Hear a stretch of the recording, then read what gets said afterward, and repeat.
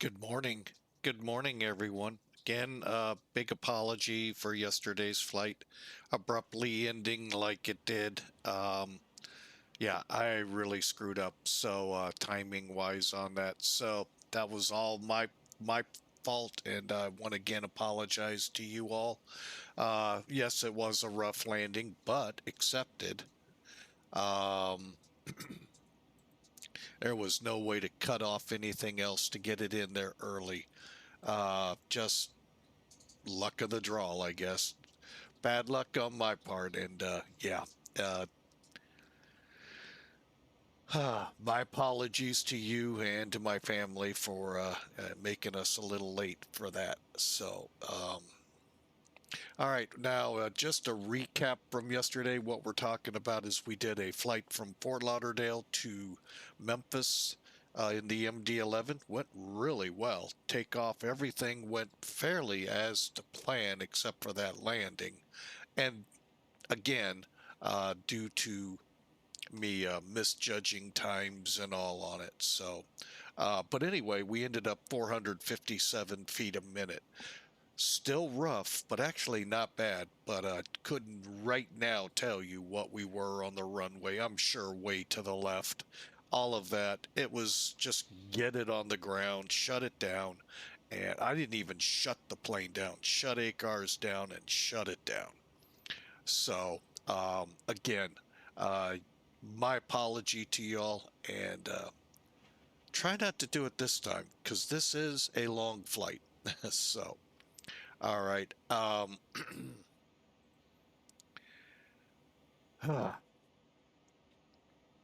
right, so today we're back in TWA. Yeah, we seem to be flying these guys quite a bit here lately. We are in JFK, where we left off a couple days ago, and we are getting ready to do the infamous cross the pond run. Not the one VATSIM puts on, but we're just crossing the pond. We're going from JFK on a charter mission to Ramstein Air Base, Germany. I know many of you have heard of it, maybe never seen it. It looks pretty good in the sim, and looking, at different sources, it looks pretty good in X-Plane. Pretty the way you would expect it. So we're flying a what's called Convoy 121 over to Ramstein, and then from Ramstein, we'll see where we need to be dispatched to at a later date. All right, so we're sitting where we left off, Terminal 5, Spot 3, and right now we're offline just so we can get things going. I am not certain we're going to be able to come online. I looked at frame rates earlier, and boy, they are hovering uh, right at 20. Maybe we'll get 25, but most of the time below 20. And that's the minimum X-Pilot requires for us to fly.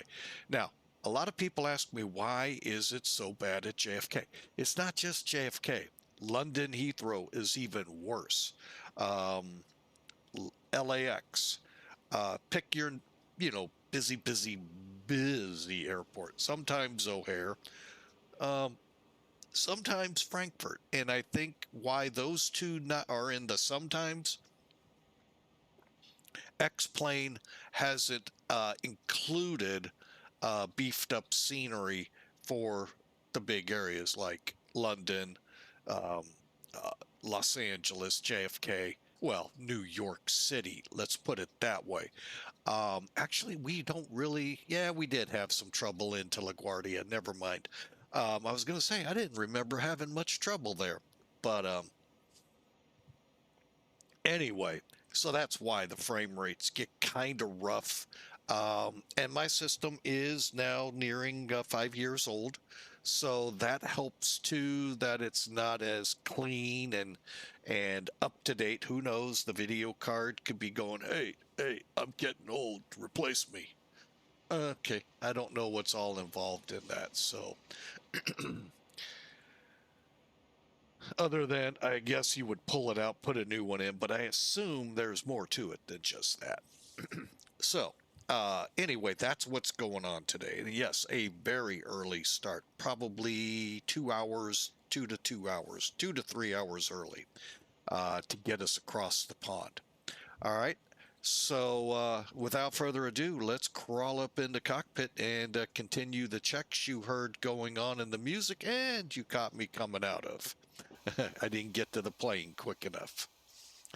All right, so here we are in the cockpit, 747-200. Yes, in the real world, 3 people. Actually, there probably would be a backup crew. Well, not certain back then. Today, there would be. Back then, there might have been. The way a lot of these European routes went, you went across. I think they hit the hotel and then came back on the next one. I've actually heard they've came back. So I don't know what's the truth and all in all of that. I mean, hours of service would get blown out of the water if they did that.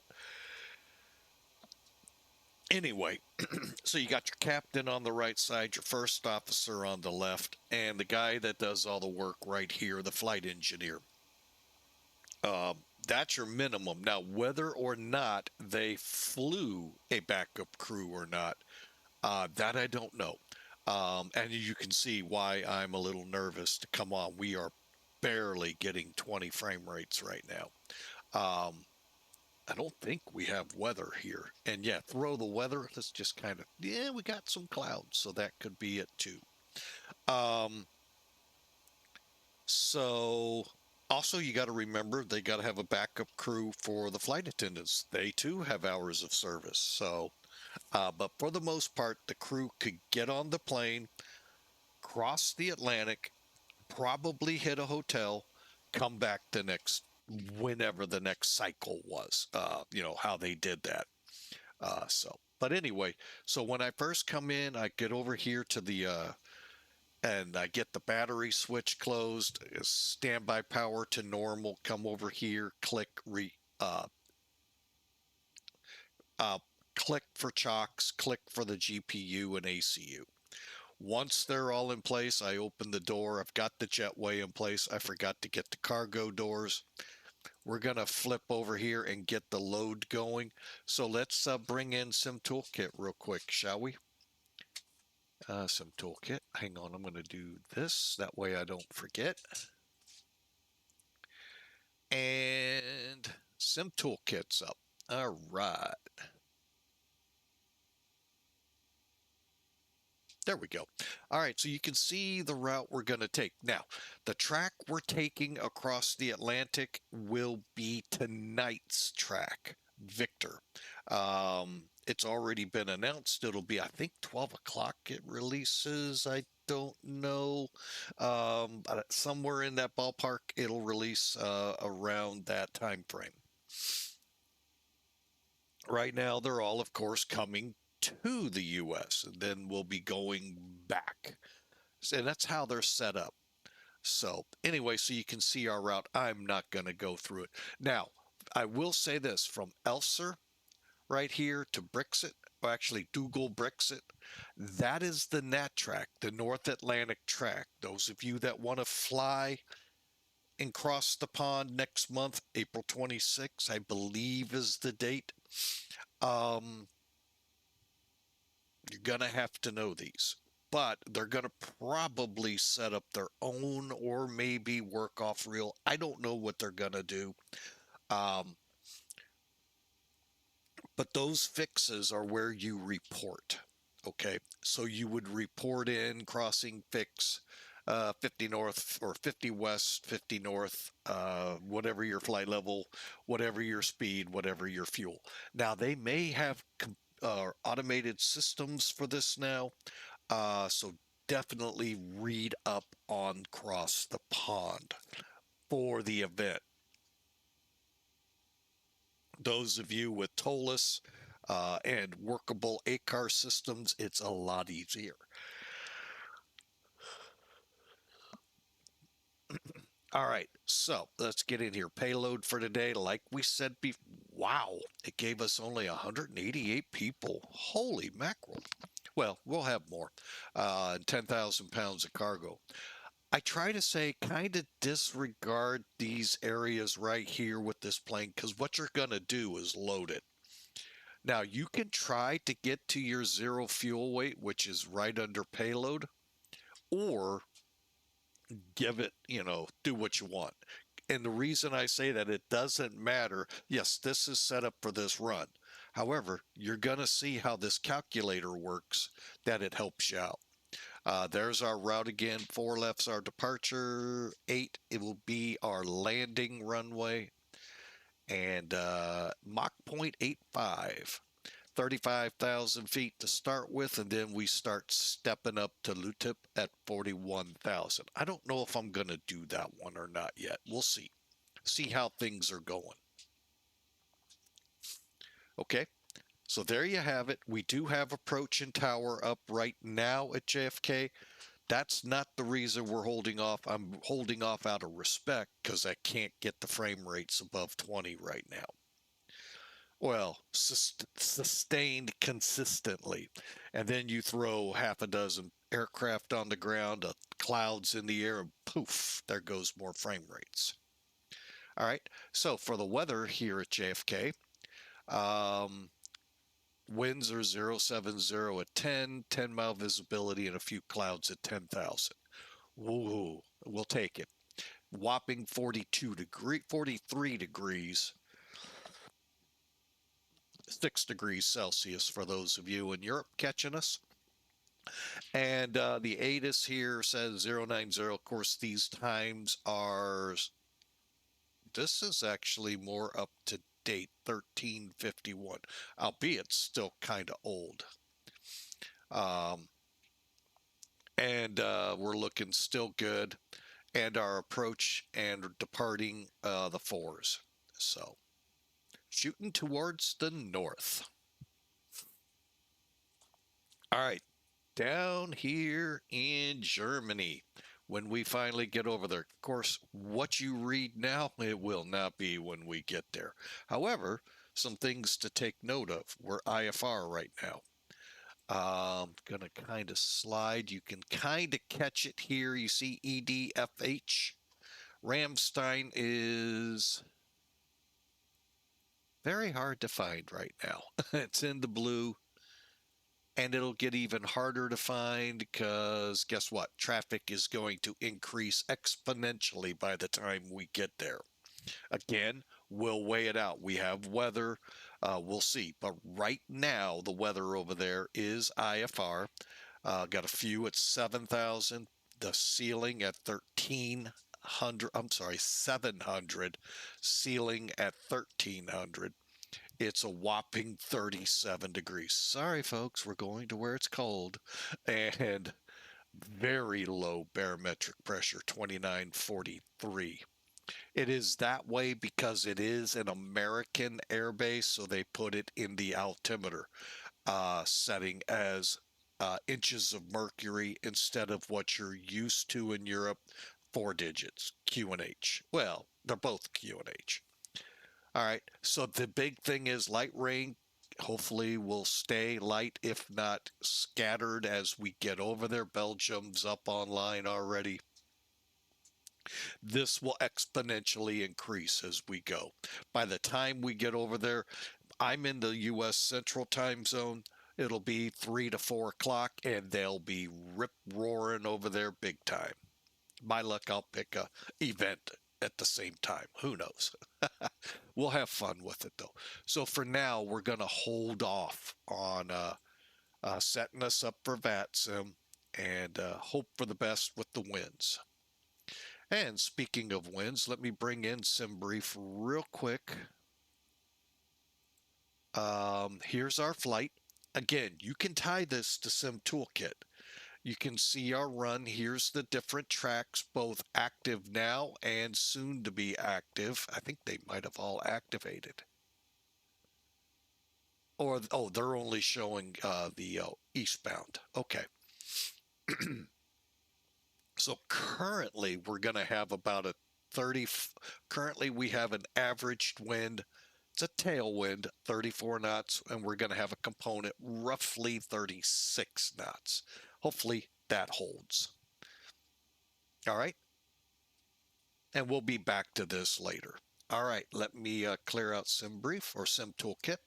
So we're going to go ahead and start loading the aircraft. What I'm going to do is put 75% in the aircraft. 281's fine. If you don't like the number, keep clicking it. See, it changes. And same with the cargo. I think we can do the same. No, it stays the same. I thought we'd get away with that. All right, so we're going to go out of here with a zero fuel weight of 479,369. Okay, a lot heavier than what you saw on SimBrief at, if you didn't remember, 429, call it 430,000, so nearly 50,000 pounds more.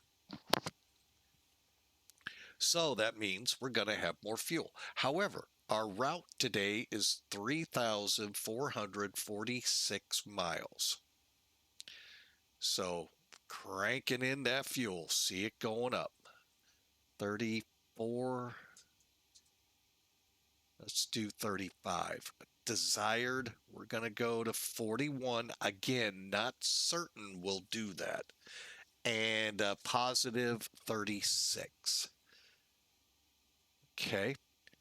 And again, if I go to 0, our numbers should increase big time.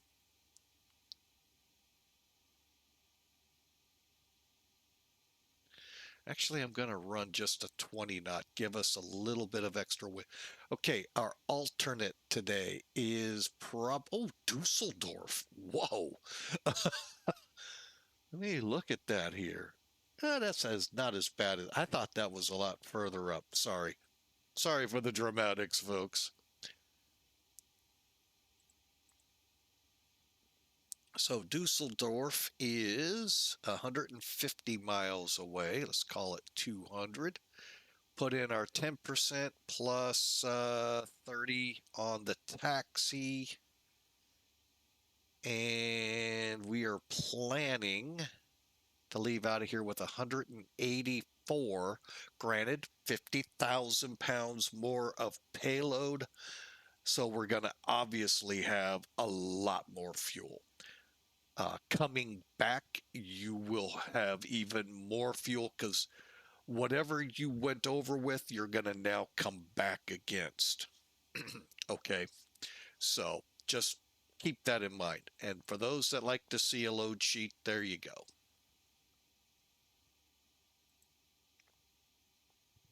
Now, again, this calculates. Let's load it.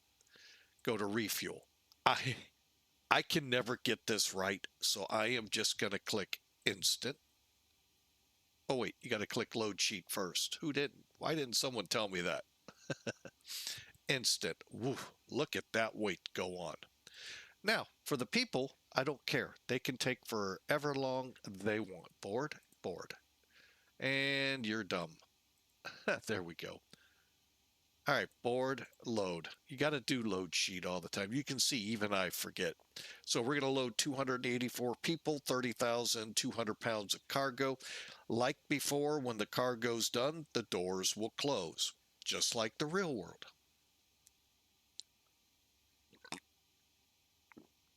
All right, and that means we got a lot more work to do. All right, up to the top here.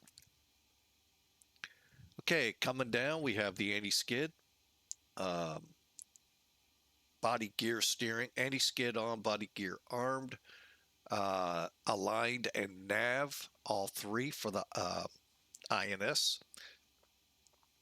Everything looks good coming down here.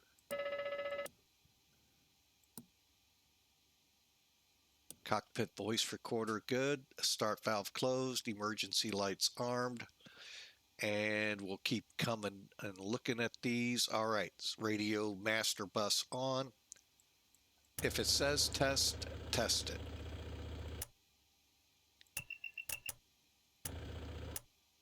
Okay, no tests there, tests there.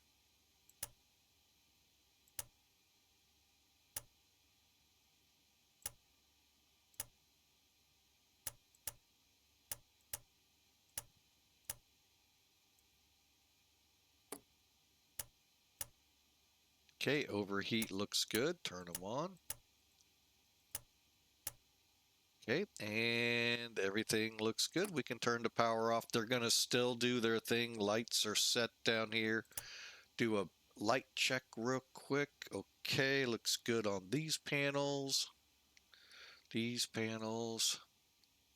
and down below. Cool. Also, make sure your radar is in standby. I go ahead and set for GA and make sure your transponder is in exponder for later cockpit checklists. Okay, I've also got the main panel set. Now these will adjust as we get closer to the night terminator. We may not, but I think we will land at night. We'll see. Um, oh, and the auto brakes off. Everything else looks good. Drop to the middle panel. And just kind of follow along here, folks. I'm going to just kind of be doing things. First and foremost, let me, not yet. I was going to bring charts in, but nope, not yet. Just need to get a ILS. 4 left will work. I don't care which one. 110.9.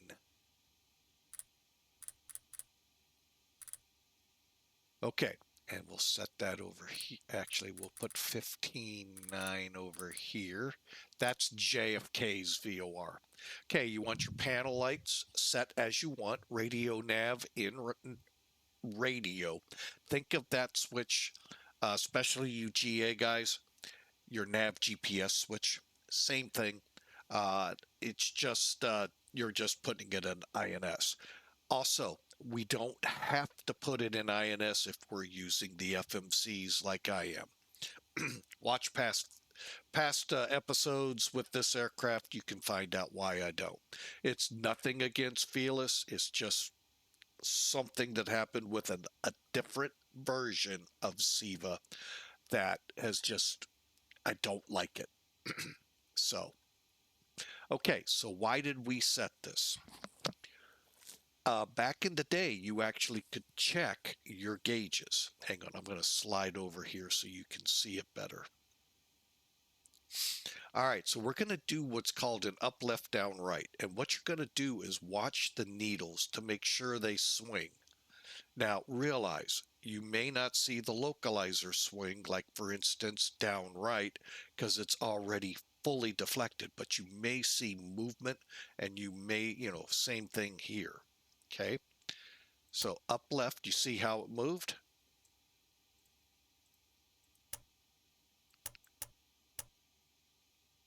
And also make sure you get your glide slope.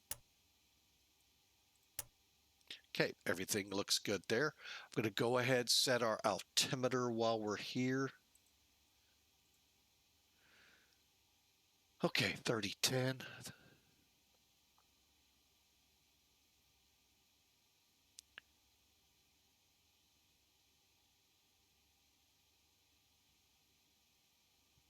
Okay, all right, now let's get back going across the top. Okay, so we knew this worked. Now I'm going to switch it to 15.9. Put this one to that same VOR or localizer. Okay, flight director, checks good. We'll worry about the setting the pitch bar once we're fully loaded and we're there. Auto throttle's off, not worried about it. Autopilot's off. We're taking off on runway 4, so I'm going to go ahead, set 44.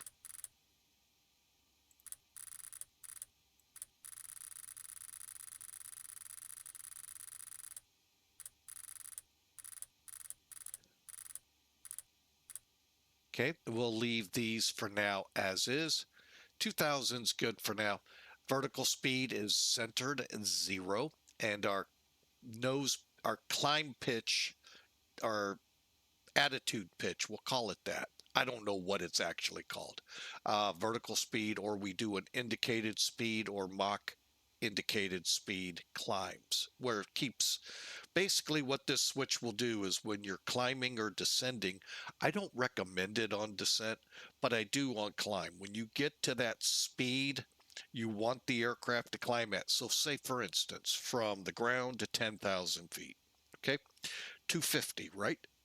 So when you get close to 250, put it into IAS, and the nose will now be controlled by that speed. You can set, and you just set the thrust. Now, other types of auto throttles, well, you'll see the throttles moving. No, in this case, it's the nose going up or down ever slightly to hold that speed. When you get to a certain altitude, you switch to Mach airspeed hold, and the same thing, but it's running now off whatever that Mach number is at that time. That's what that gauge does. So, real quick, hopefully down and dirty made sense. Altitude hold, altitude select is off. Always make sure you're select when you're going. Trust me, if you don't, you blow through those altitudes. Again, co-pilot's pitch bar on the attitude indicator, flight director check. There's the pitch bar, by the way, and you'll see it go up very fast. Again, here we go again, left, up, left, down, right. Okay, again, I didn't see the glide slope. There we go. Okay, looks good. And again, you have a radio in INS switch here, nav, GPS. Okay, nothing else that way. Now we start testing a lot of the gauges. Okay, so the clock looks good. Airspeed, test the attitude indicator is good. And reach over here and reset. Okay, here's where it gets fun. Okay, the altimeter we've already set. All right, we'll get to the radar altitude here in a minute. Let's do our push to test up here. Looks good and looks good. Outer, middle, inner. White's outer, middle, orange, blue, inner. Okay, your radar altimeter, feet above the ground to 2,500 feet, then you're too far away that you're not worried about it. It's really your landing. It's what you use for landing and takeoff because you got to get above 400 usually before you start turning. Okay. Anyway, we can test, will the audible come off when we're coming in for landing at minimums? That's it. I know, every airplane sounds different. There is none on the first officer side. Just so you know, when you go through here, Captain Mike said we got to check this. Well, you're not going to hear it over there. All right. All right, we're going to back out a little bit. We'll do our warnings. Everything lit up over there and on the captain and first officer. Click and click. And reset. Okay. Now this one, you got to move the altitude. You've heard it. Hear that tone? Like I said, you've heard it. Sometimes we'll get it going the other way, and sometimes we won't. Okay. Now, you never, ever hear these alerts on Flying with Mike. Never. Pull up. Glide slope. Glide slope. Pull up. Glide slope. Glide slope. See, I told you, you never hear that one, so I thought I'd let you hear what it sounds like. Rudder ratio test. It's just a light that lights up on the panel next to the engine gauges. Okay, and that's all of those. Green, light, okay, same thing here. Okay, airspeed looks good. Let's just kind of test the attitude indicator. Looks good. And one last look. Okay, altimeter looks good. Radar, let's do it just to prove to you that it will not make a sound. Okay, time looks good.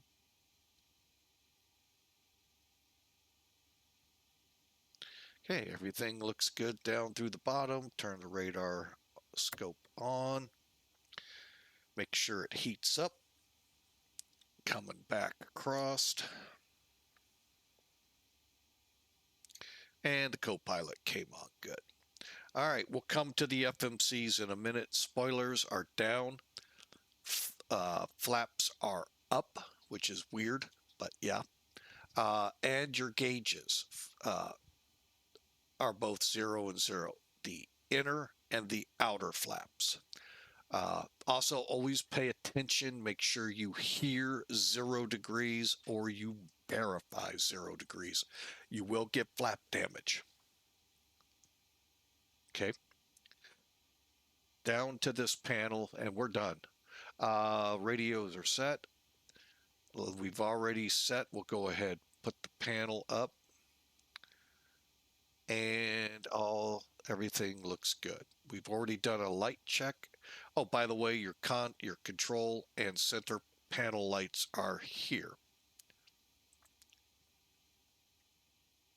Okay, as said, we will get into the FMC. JFK ETAR, I've already planned it, so I don't have to get all of that entered. Now, let's get in here, though, and do the runways. Waiting. I'm waiting. There we go. Don't know why we're getting that so much here lately. All right. Departure. Okay, 52 minutes ago, 080 at 4, gust to 22. So you can see pretty blustery here at JFK. Broken layer at now 25,000. So, okay. Real quick, check the ATIS, real world. Oh, check VATSIM. VATSIM's going to be the one we worry about. Also 52 minutes old. They say 090. Okay, I don't know who's right, but they're only off by 10 degrees. However, I say that in jest. That 10 degrees could be out of your component. So double check it. 14 shouldn't be, but you never know. And we're still using the 4s. Okay. Okay, we're not going to worry too much. Let's fix this up for left. But I am going to pull JFK 1.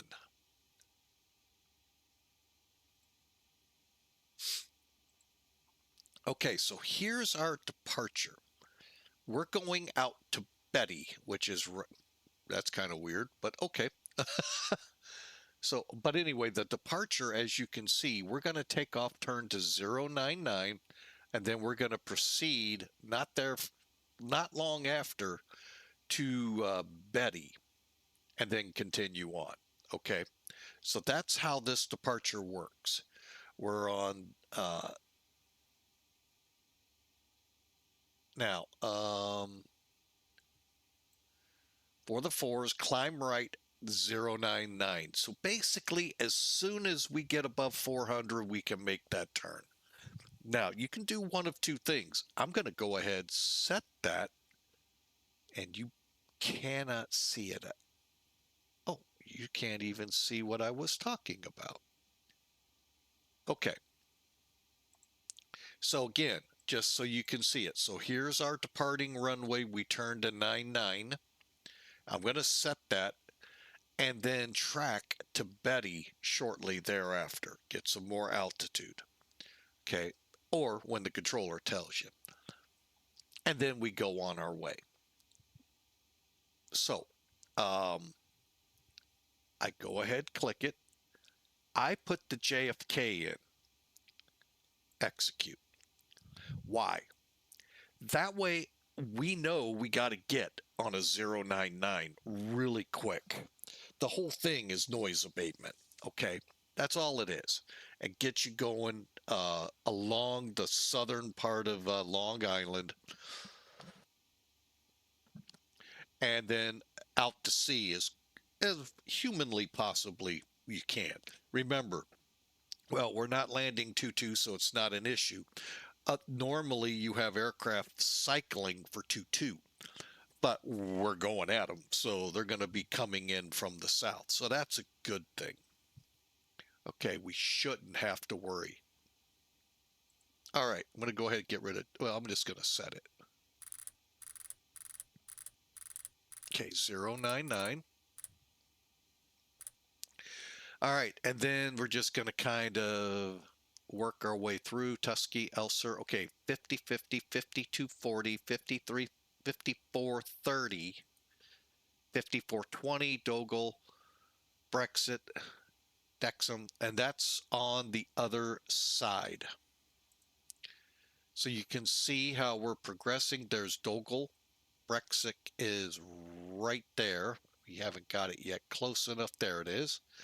And then we have a whole, hey, welcome to Europe. Remember, I told you, just to go 50 miles, you could have 100 fixes. No, serious enough. Okay, in this case, about 500 miles. But still, that's a lot of fixes to get to here. Isn't that kind of an amazing thing? They're just so numerous. And you're going from airway to airway to this airway, back to that airway, to this one, to that. It's just wild over there in Europe. But that's their way of doing things. Okay, so Brexit, DEXEN, and then we started. Lumvo, and I'm just making sure LUTIP back it. AMPIT, RISL, keypad, HON. You guys may know HON. That's one of the big fixes for Heathrow. BEXET, Finham, Big, another big fix. DICFU, Lavry, MCAD, UTUM, DVR. Now we're starting to get to some of the big ones to get you to Frankfurt and Belgium and Paris. So they're starting to come in, Federer, Spy. Then we start working our way down. Okay. So where are we here? So Kozov, and then you can see we work down to exit and right in on 8. Okay. So we'll go back to departure arrival. We clear that off. Let's get a quick weather check, even though it's going to change. 19 minutes ago, 1,600 foot broken, light rain. Cool. 040. Cool. Now, if we look at the airport, we have runway 8 over here and runway 9. It's going to be a fun arrival, isn't it? Because we're way over here. Yeah.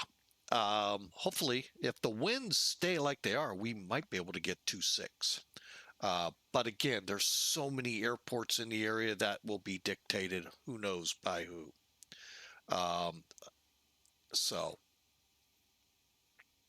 But anyway, for now, let's do the arrival.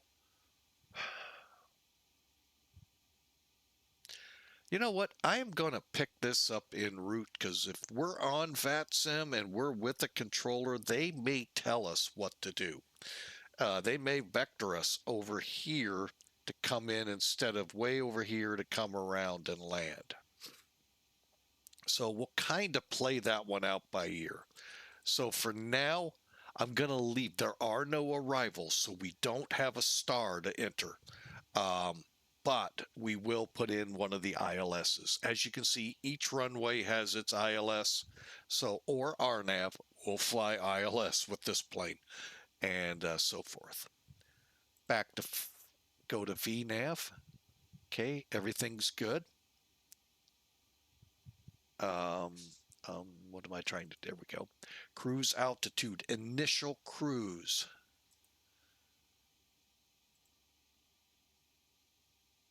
$35,000. 3, 5, 1, 2, 3. And descent, we will worry about the transition level in Europe with reading and learning as we go. All right. So for now, we're ready to go. Just going to bring this one up, go to that, and put you back on legs. And ladies and gentlemen, we're ready to depart. All right, let's look over here real quick at our EFB. Okay, we're all loaded.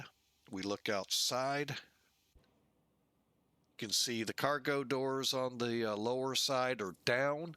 Of course, the entry door is still open. That is governed by something else. You. So we're set to go for the most part. Now,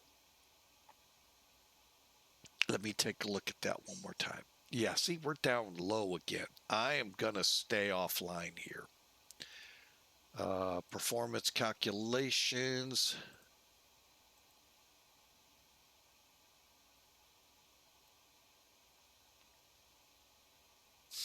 All right, so what I do here is I get my 12,000 feet. 70, we'll leave it at 12. Airport is at 0. Heading 4. Dry. And temp again, 8. Barometric pressure, 3010. Wind, 080. That's an hour old. Holy mackerel.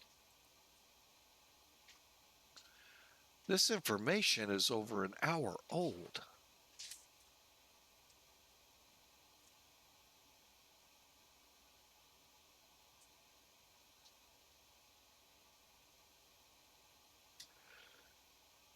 Oh, well, got to go with whatever they give you.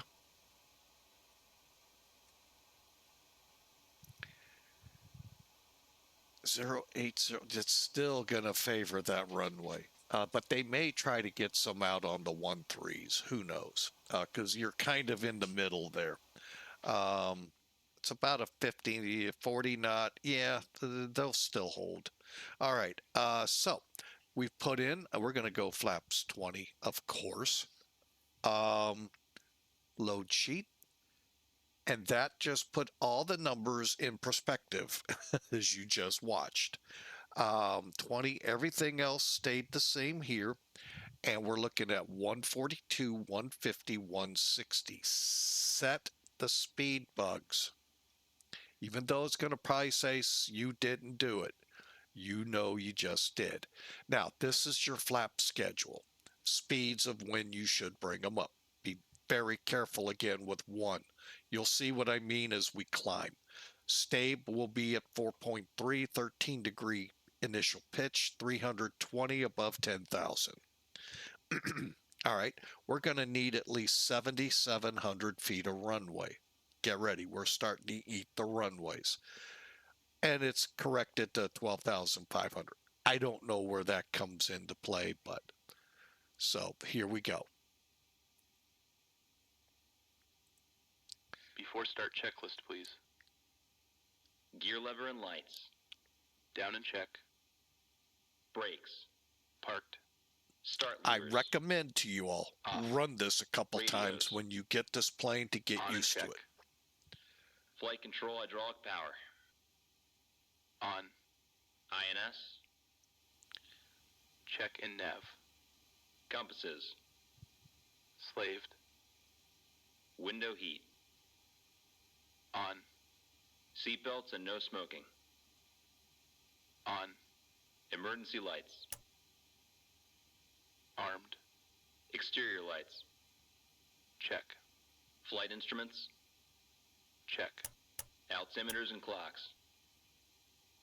1019. Set and cross check. Radio INS switches. Radio.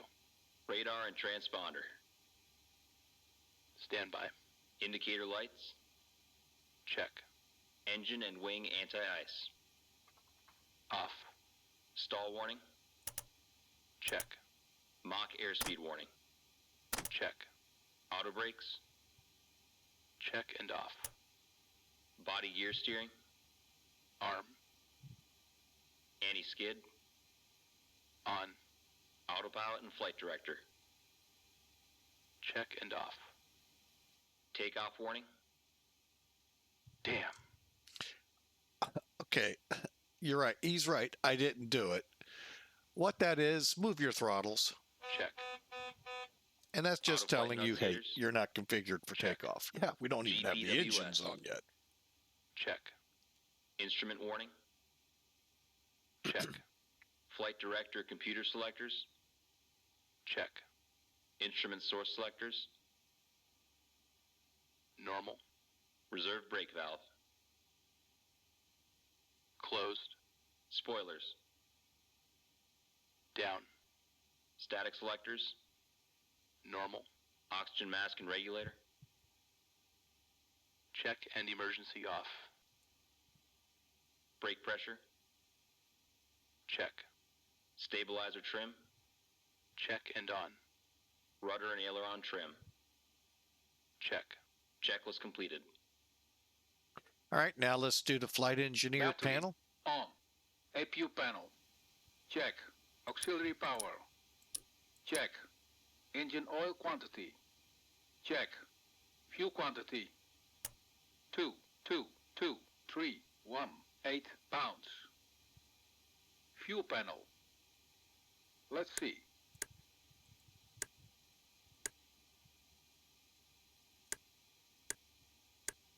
Check and set. Pressurization controls. Check and set. Bleed controls. Check and set. Hydraulic quantity. Check. EPR computer. Go around. Circuit breakers. Check. Indicator lights. Check. Electrical panel. Check and set. Air conditioning controls. This. Check and set. Fire control and wing overheat panels. Check I'll and explain set. why I keep doing this. Equipment cooling. Check. Is to keep Passenger oxygen. passengers comfortable Check. till we're ready to fire Hydraulic engines. panel. Check and set. Fuel jettison panel. Check. Crew oxygen. On. Oxygen mask and regulator. Check and emergency off.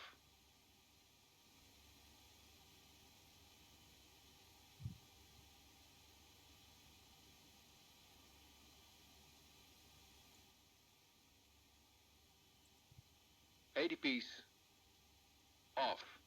Checklist completed. Okay, we're ready to fire up.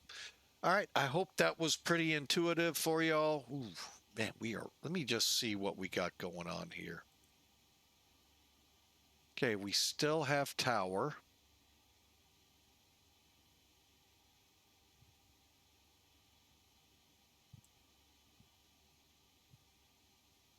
Yeah, we're going to go out of here without being on VATSIM. Sorry, folks.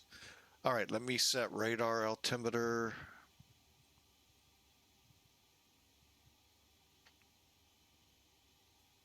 It's not that I don't want to talk to tower. I actually enjoy JFK a lot.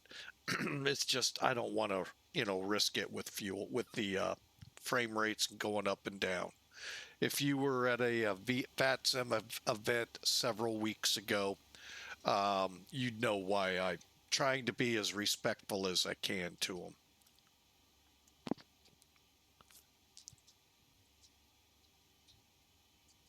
Cockpit to ground.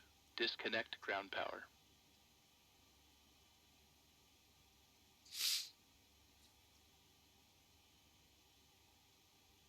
Okay, we closed the main door. Ground power disconnected. Okay, now we'll double check. We are on. APU on. Everything's set, ready to go. The only things we need to do, beacon and packs off to start. Then we'll talk about fuel panel for after departure. This is where it gets a little fun, this fuel panel. We're not far enough into the country to have center tank fuel. Otherwise, we'd have to deal with that. You leave out of Chicago, you will. All right, let's get ready.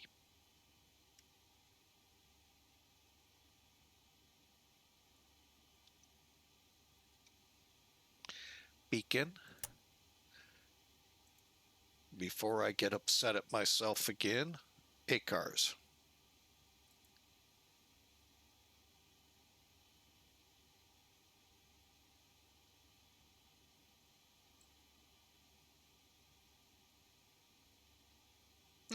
It's funny, I booked it for a specific stand and it put me in a different one.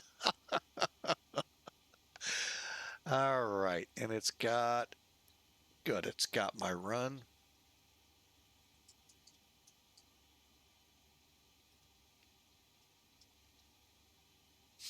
So I look forward to putting it up there, folks, on. For now, though, we can't. Just being respectful to them. All right, let's welcome everyone aboard. Ladies and gentlemen, this is your captain speaking. On behalf of the entire crew, welcome aboard the Boeing 747 Classic. We will depart shortly after we have our clearance and the cabin crew is finished with their preparations. For now, I wish you a pleasant flight, and I will be back during the flight with further flight information.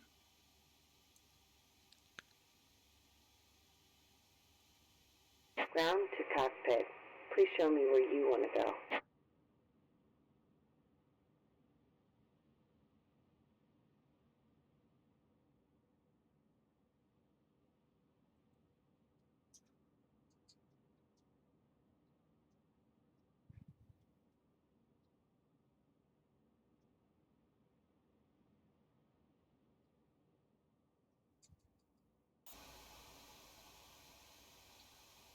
Okay, let me take a look outside. We're in an interesting spot.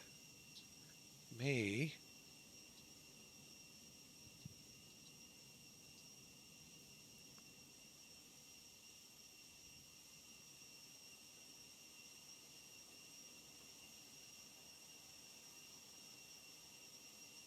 That's what I'll do. Okay.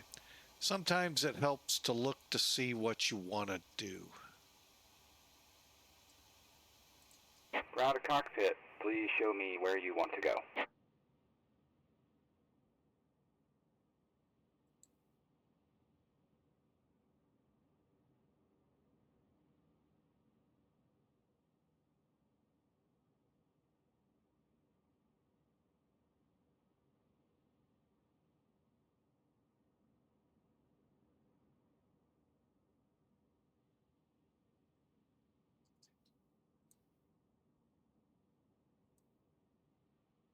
Ground to cockpit. Tow is driving up.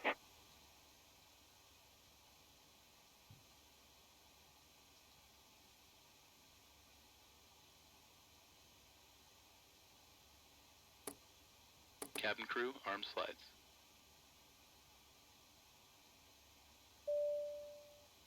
All doors are closed and armed.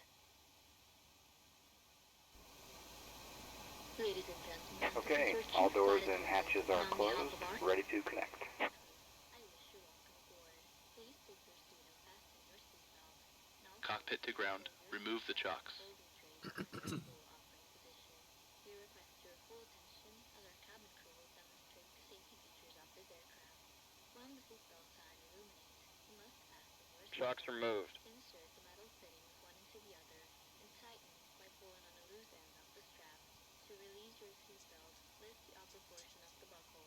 We suggest that you keep your seatbelt fastened throughout the flight for your own safety. If you are seated next to an emergency exit, please read carefully the special instructions card located by your seat. If you do not wish to perform the functions described in the event of an emergency, please ask the flight attendant to reseat you. There are several emergency exits. Tow connected and bypass pin inserted. Release parking brake. In some cases, your nearest exit might be behind you. If we need to evacuate the aircraft, floor level lighting will guide you towards the exit. Doors can be opened by moving the handle in the direction of the arrow.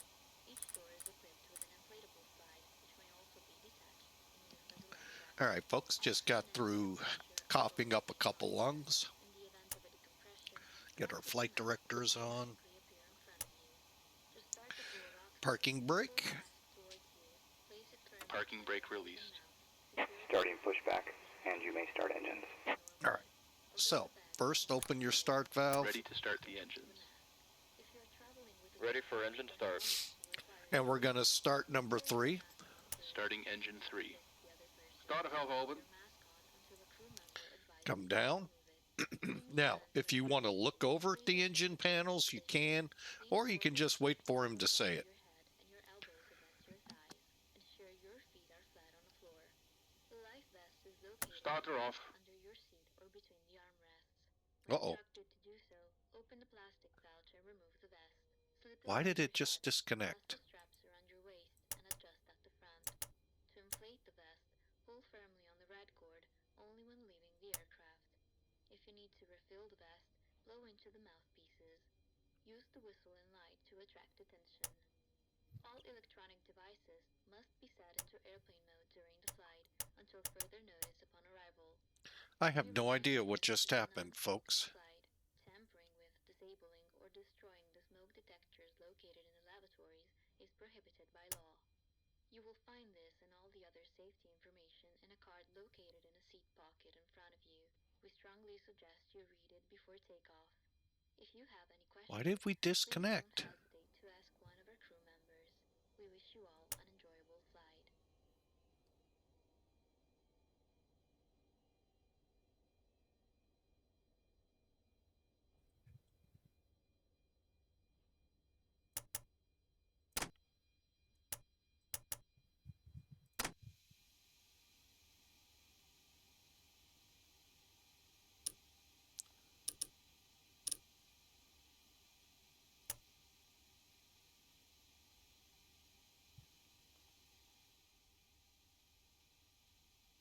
Starting engine 3.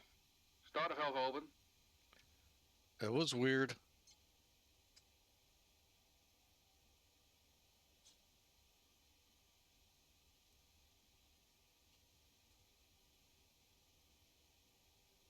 %, and 2. All right, now we can do it. Maybe. Fuel on. Light up.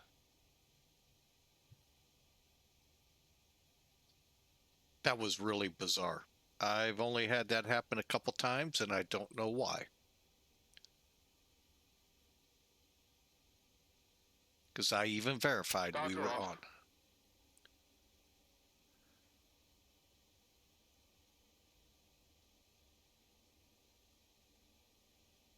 Engine stabilized.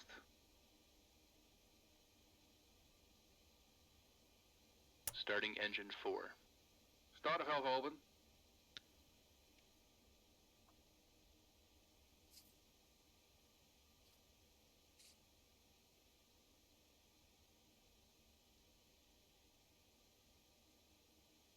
%, and 2. Fuel on. Light up.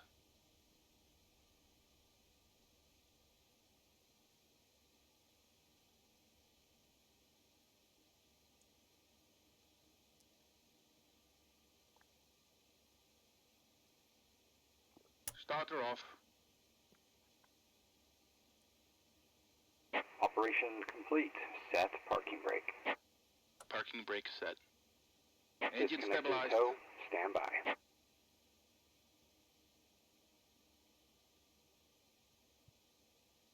Okay, that engine stabilized. If you don't hear it, you accidentally started Felis Starting with the engine 1. X-Plane 11 Starter valve open. ACF instead of X-Plane 12.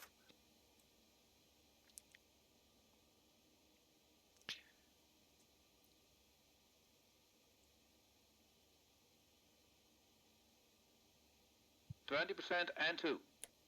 Fuel on. Light up. Starting engine 2. Starter valve open.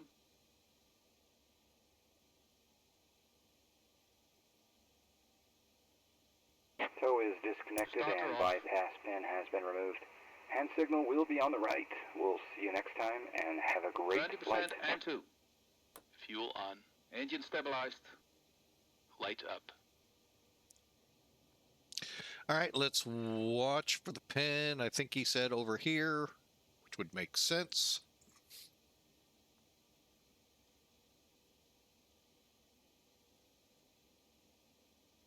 Starter off.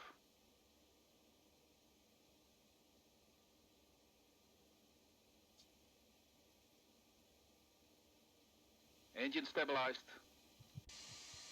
Cool. All right. All engines are up and running now. I don't know what I did wrong.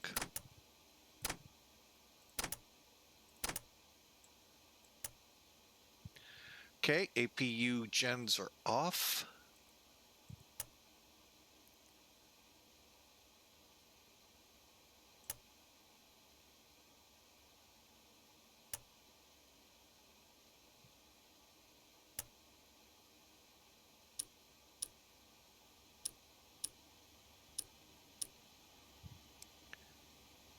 Okay, humidifier, everything set, close.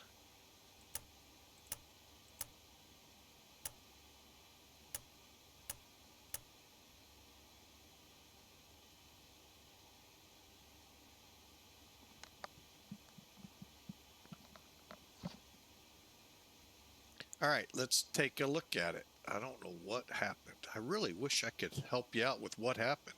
Flight recorder, start switches, beacons, eddy ice, electric panel, pack valve, store warning, hydraulics set. Go. After start checklist. Flight recorder. On. Start switches. Off. Beacon lights. On. Brake pressure. Check. Start levers. Idle detent. Engine and the ice. Off. Electrical panel. This.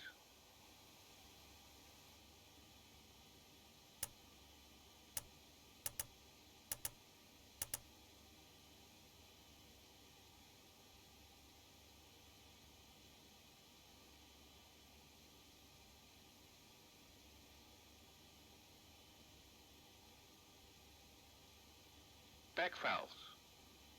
Open. Dual warning lights. Out. Hydraulic panel. Check. Flight recorder. On. After start checklist completed.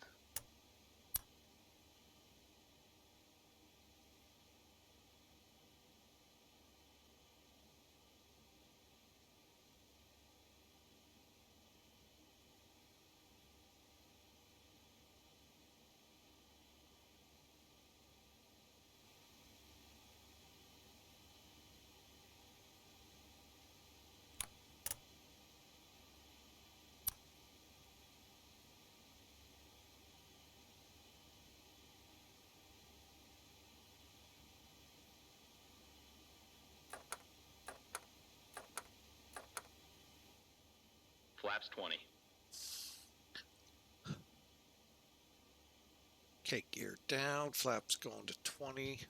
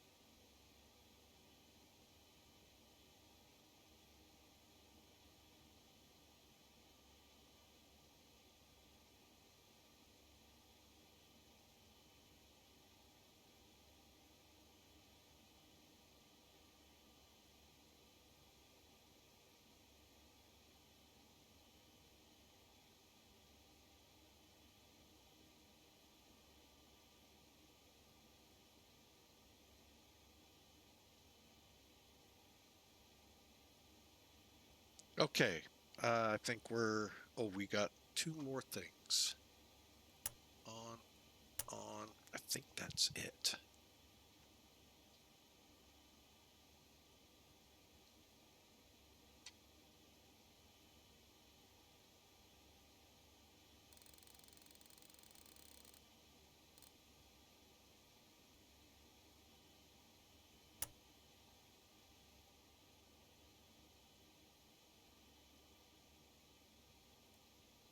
Taxi checklist, please.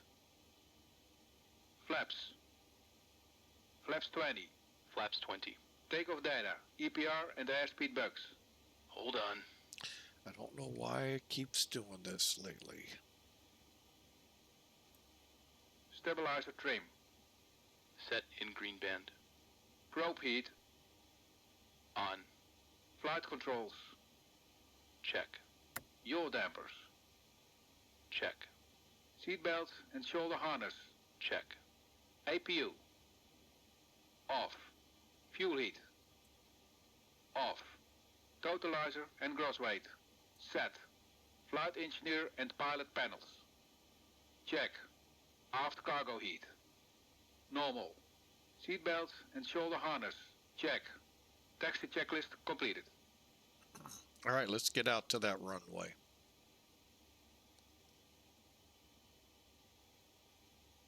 Parking brake released.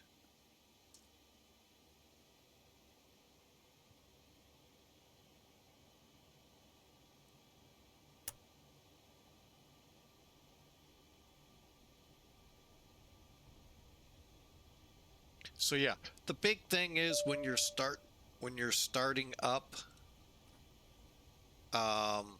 make sure Cabin ready. you remove that check mark. Now there are some aircraft that require you to update them. Well, when you update them, let me rephrase that. That you go to X-Plane 11, tell them to use X-Plane 12. Why they do that, I don't know. But that's how you could end up accidentally with Felis showing the X-Plane 11 files. But if you go right back up after that update, remove the check mark to show the X-Plane or older aircraft, that should solve your issues.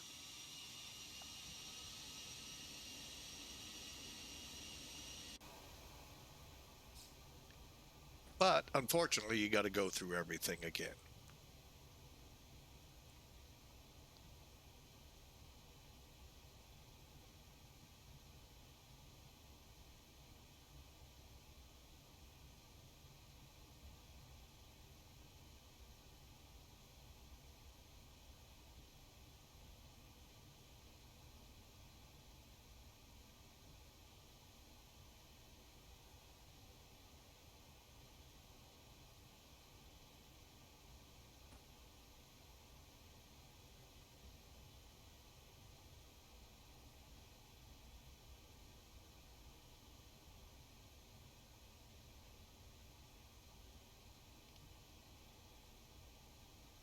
All right.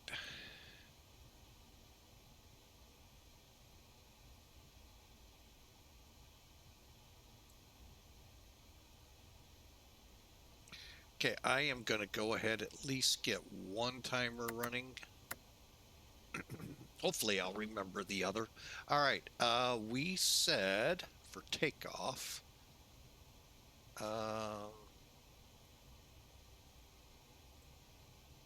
13 degrees, okay. So how you set this pitch bar is you want it to go up and about 10 degrees is good.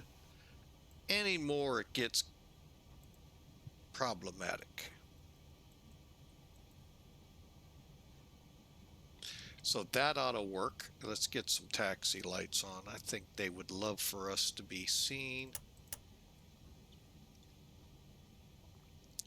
And again, nice wing view.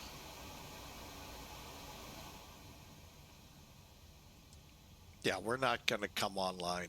Even though right now our frame rates are holding right around 20s, it's just not conducive.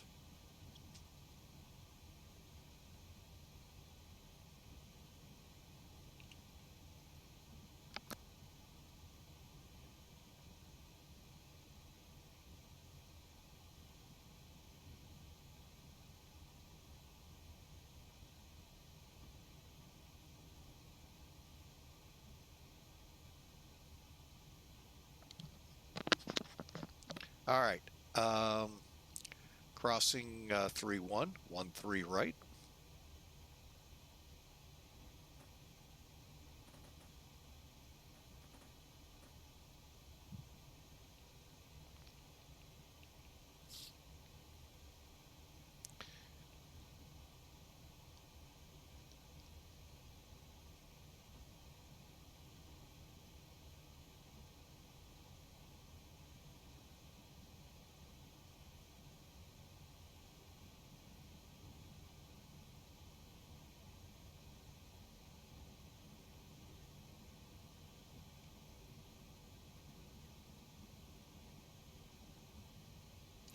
All right, and we are cleared for takeoff. Now we're getting close to 30. Good Lord.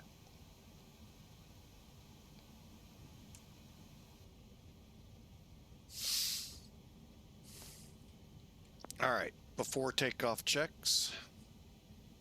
Hang on. First, Cabin crew, take your seats.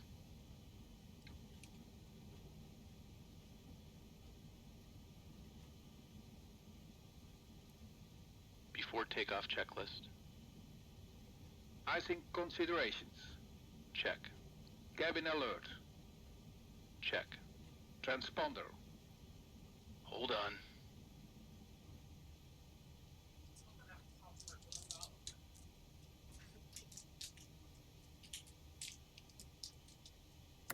Check. Ignition. Hold on. Flight start. Body gear steering. Damn. that one we will hold at.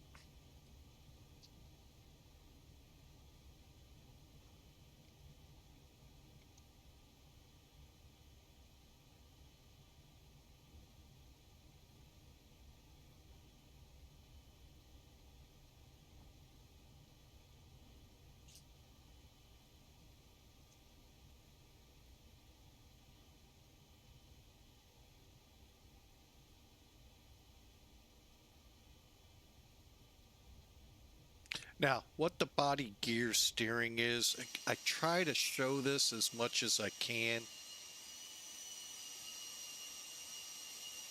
See them in the back castering to the way you turn? That's what they're there for, to help make the turns a little easier.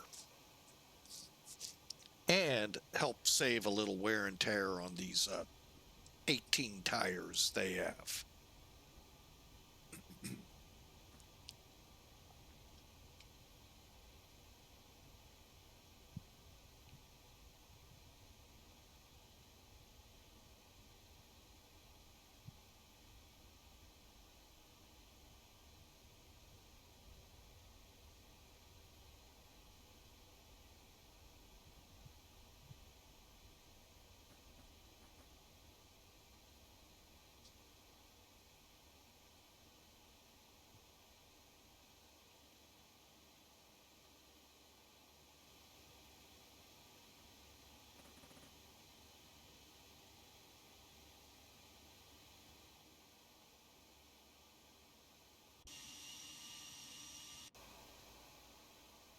Okay, cleared for takeoff.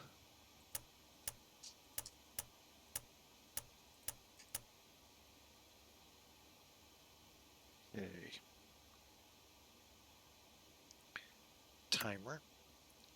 Now, we can close the body gear because we're not going to be making tight turns. Pack valves. Let's see. And we should always go on takeoffs with the packs turned Closed. off. Pressurization mode selector. Auto. Fuel boost pumps. On. Cross feed valves. Check. Before takeoff checklist completed.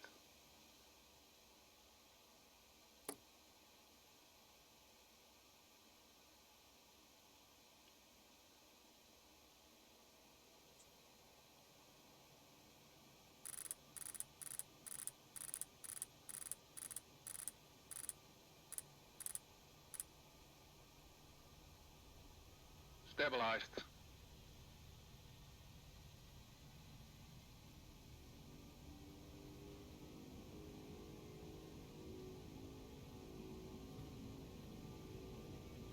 Thrust set.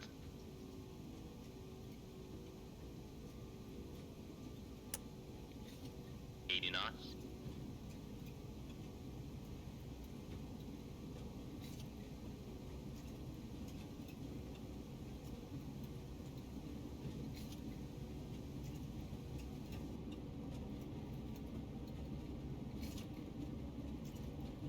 V1. Rotate.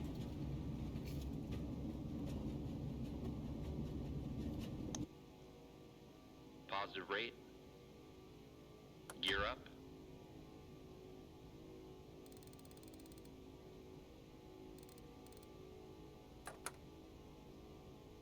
Flaps 10.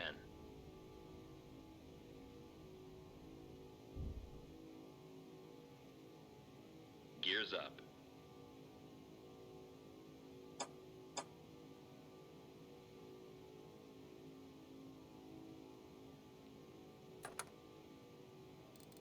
Flaps 5.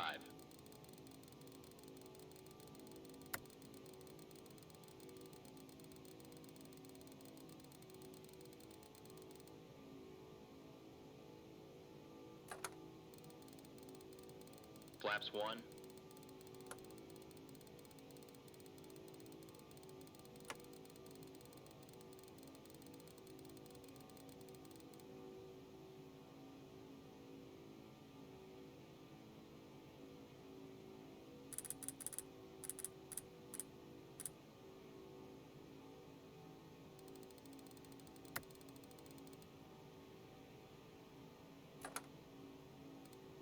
Flaps up.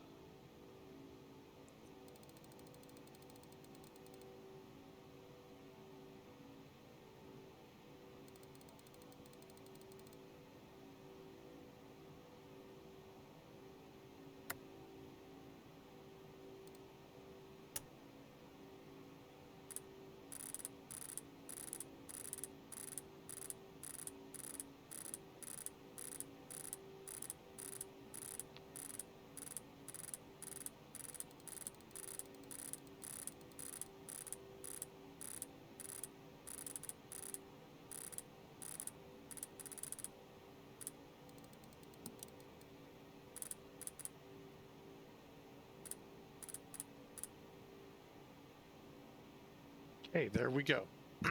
Sorry, not a lot of voice in here. Just getting a lot of things up and going. Again, confirm your flaps are up. And let's go into climb power.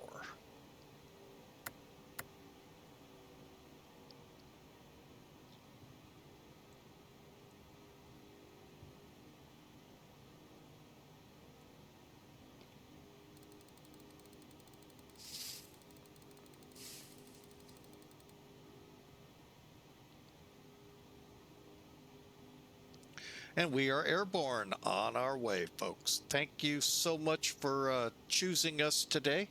We hope you enjoyed that. I still racked my brain, don't know what happened to cause us to lose connection like that.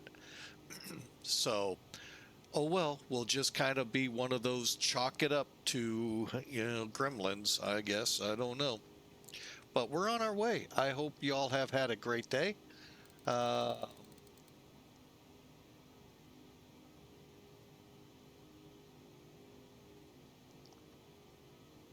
it looks like we have a follower goal we just set. How did I just set that?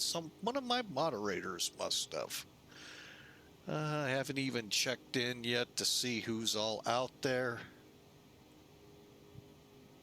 A lot goes on with this plane.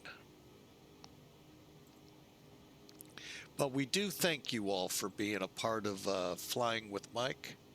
And hope you enjoy. We're looking at, well, it says 11 hours. I don't think it'll be an 11-hour flight. Coming back? No, I don't even think then. Let's get some airspeed built up, get some altitude under us, and see where we end up.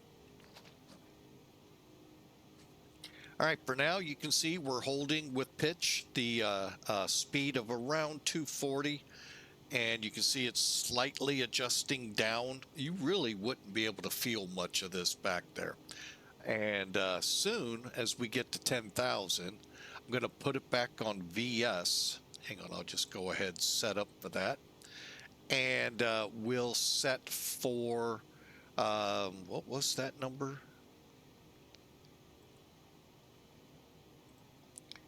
320. 10,000. And then we'll run our checks. Okay, so let's get the lights off.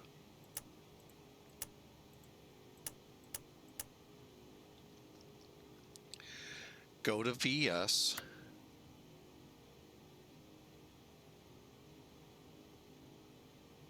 And then we'll go to 320.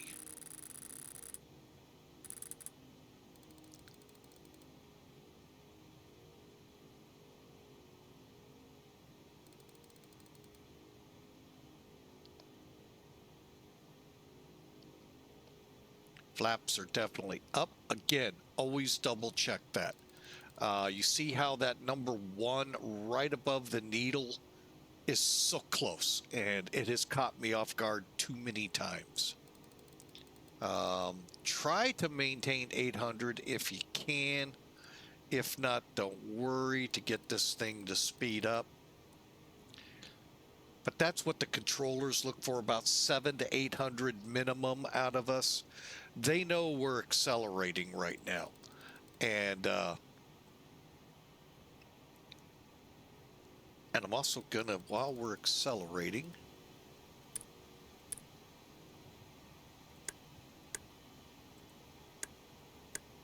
all right, so what I've done here, got all of the crossfeed valves open. So if you follow the piping, the two middle tanks here are filling their respective engines. So that way we can spread the wealth out. As we get to about 34,000, we'll switch into tank to engine. I wanted to get back here real quick on the packs. We are open, okay.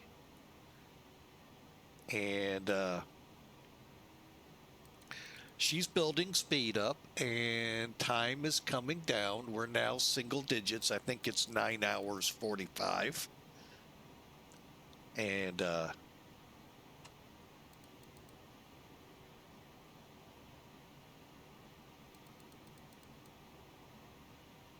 here we go.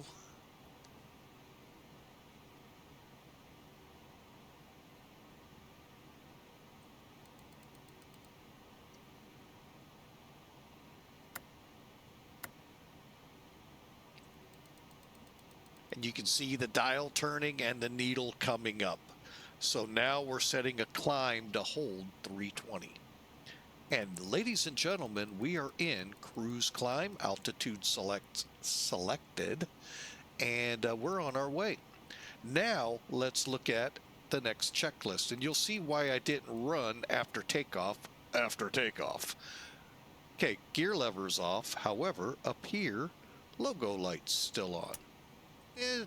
You know, I don't really, it doesn't bother me it's on, but it does this guy.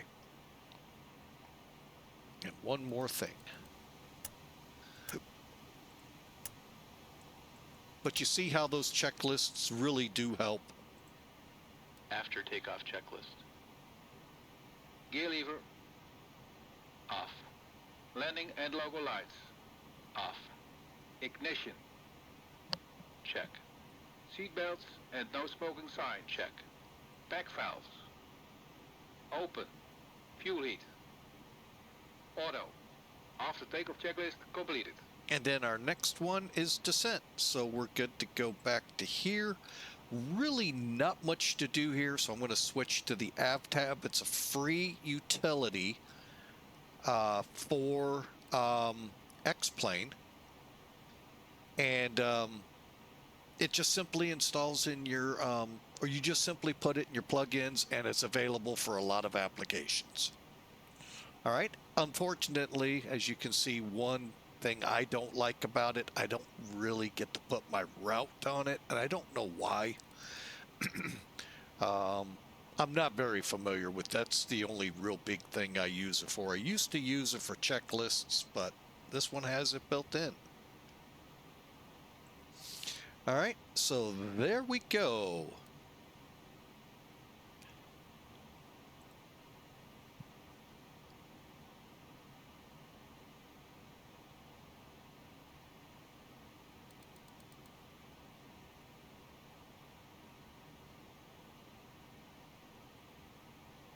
And yeah, over the next month or so, you're going to see a lot of North Atlantic track coverage. Controllers getting used to it as well as pilots. So for now, we're just going to continue our climb. We're coming up to transition. So we put our altimeter to where everybody else is. 2992.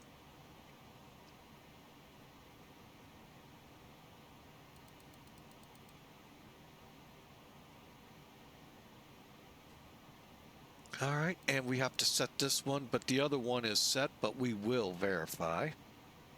Always check and verify.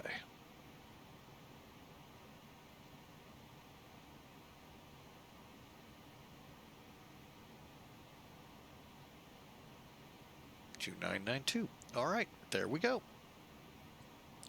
Now, the only thing left to do is as we approach 30-ish thousand feet, and I say it that way, we're watching our Mach, and we at 0.85, I switch into a Mach climb and get ready to set it to Mach hold. So that way, then once we're on a Mach hold, let me show you what that means. Well, what it looks like up here. Currently, we're letting the aircraft set power be the climb, and the vertical speed is controlling it. Now, when we switch into Mach or speed, we control the vertical speed. Okay, so kind of think of it, new generation aircraft, VNAV right now. But VNAV extends completely to where whatever your cost index is, you're gonna fly at it. Here, you're gonna set 0.85 and it'll hold 0.85 with the engines. A little similar to that VNAV function, but slightly different because it works off a cost index versus a set speed. Because you could have different speeds throughout your flight under VNAV. You could.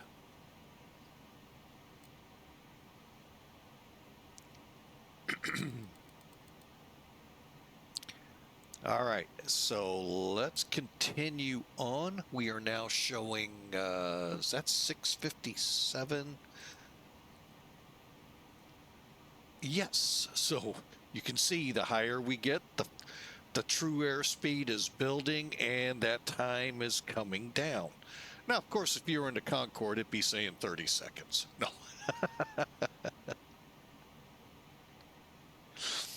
No, seriously though. I mean, the Concorde is a fun aircraft, but since it only has the SIVAs in it, no option for the FMCs, I'm not going to play with the plane maker to give it to me. It's one plane I won't be ever loading in here until they do. And I'm not going to make them. So, since, you know, it's just my choice. So, all right. So there we go. You know, I guess I could come online now. I hate doing this. I'll wait till we get a little further up here. I hate doing this to tower guy going, well, he really didn't want to talk to me. No, it isn't that. It's my frame rates were way low, but then as I taxied out to the runway, they whoop. So, oh well. Maybe I'll just stay offline most of the trip. I don't know. We'll see.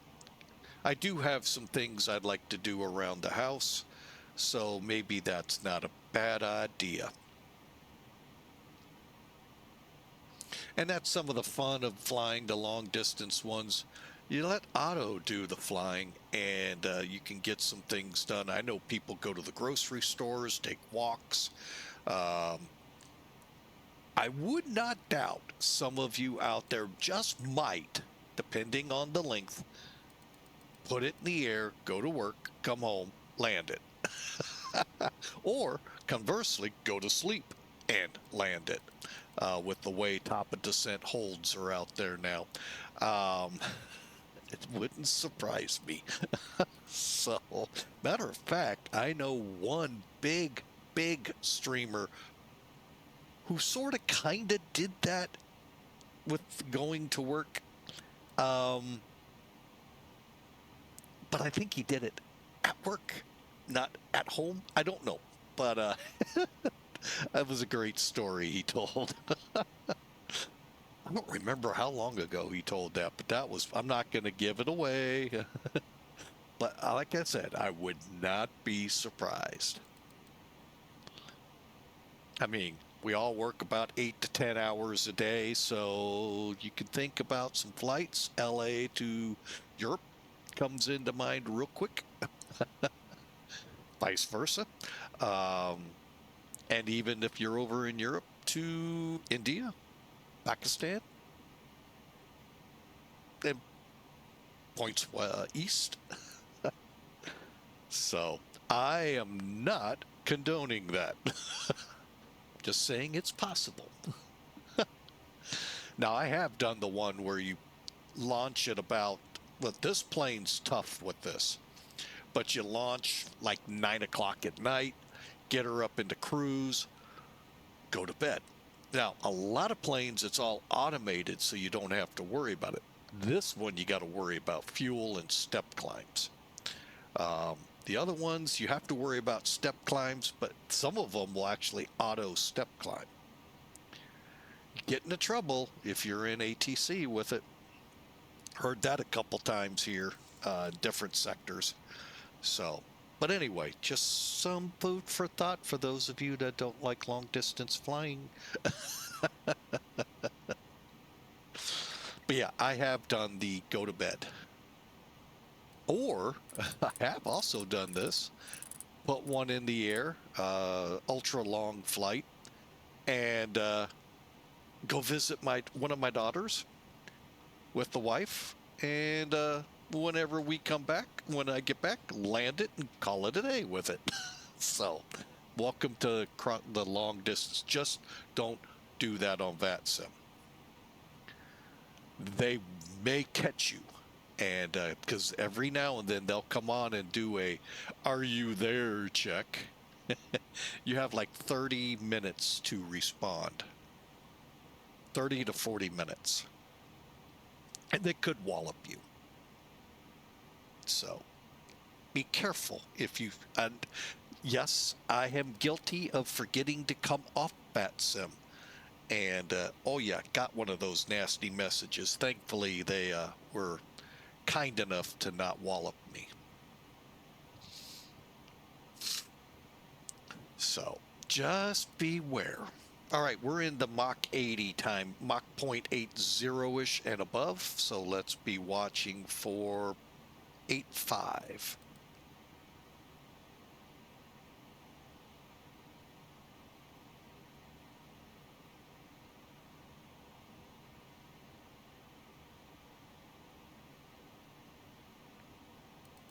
The other fun thing to see if you're looking at BatSpy, those that forget, overshoot because they don't have the hold at top of descent and or top of descent pause. They're, for instance, the big one I always love seeing is Anchorage. They're aiming for Anchorage and they're like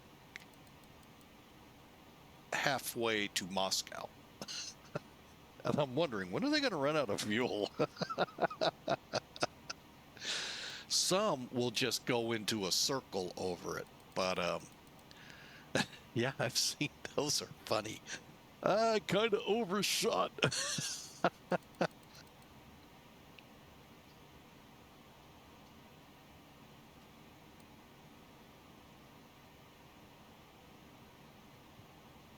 So, just some food for thought if you're thinking about long distance. Now, don't do that on Cross the Pond. You're not going to be able. They will keep you on your toes the whole trip.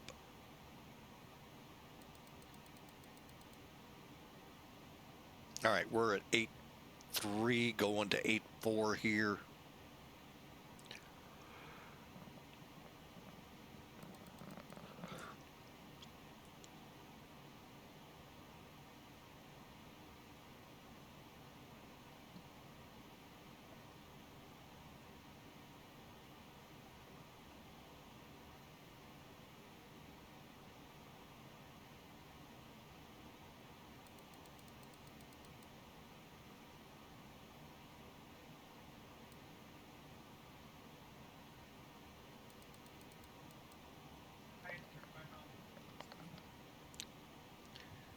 All right.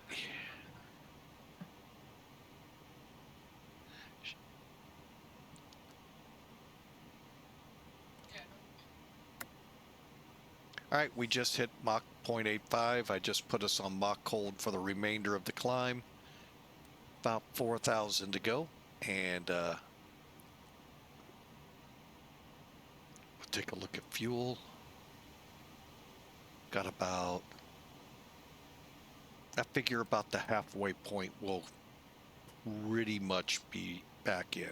All right, I am going to get a little, you're going to be happy, I'm going to be quiet, and I hope you all enjoy the flight.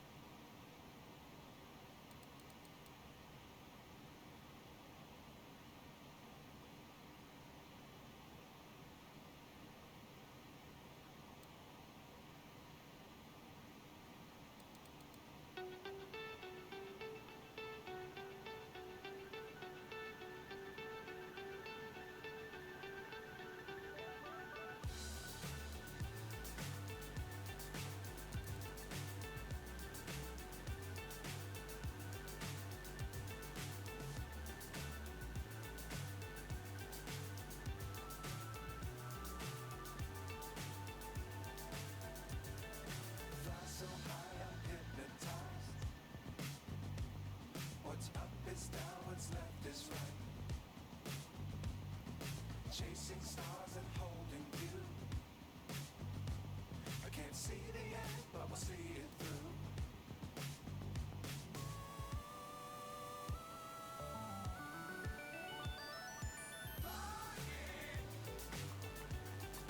Get on board. We're smiling on top of the world.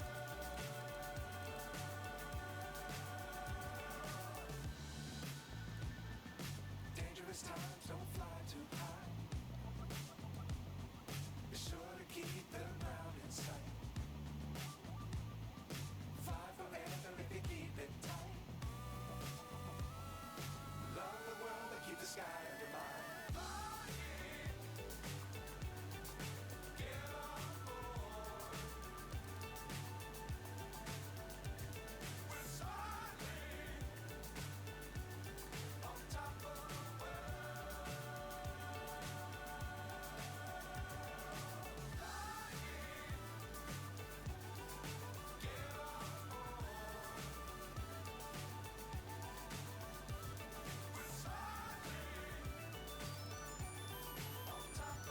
world.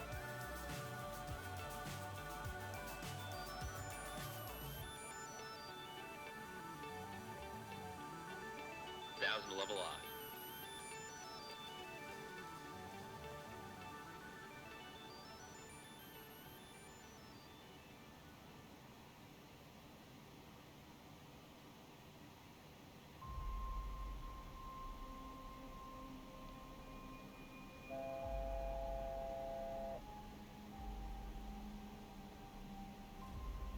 JFK traffic, Air Canada 788 is going to be on a right turn heading 200.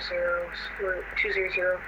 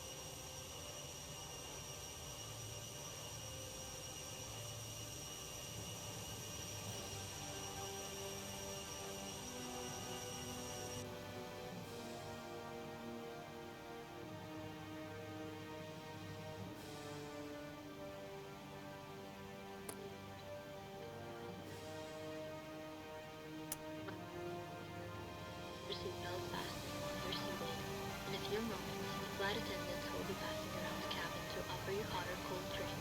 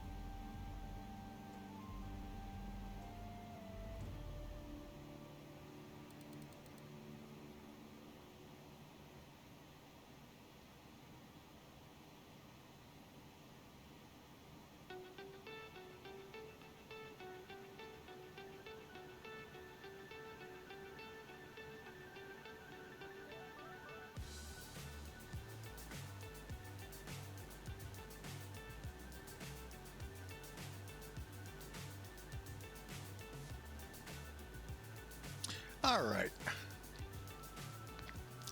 We are on our way. We are climbing to 37,000.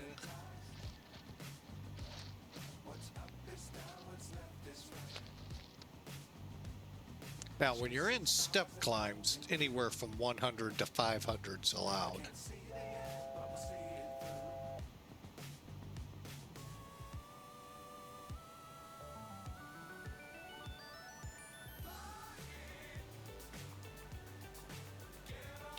Now, once you hit the North Atlantic INS users, now you're going to need to pay attention to keeping your INS up to date alignment wise.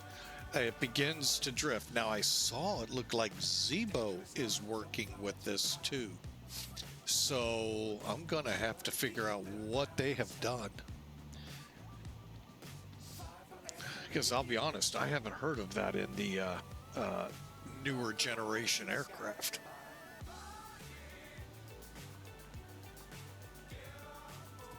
But my little Pipers and Cessnas didn't have it either when I flew, so I don't know.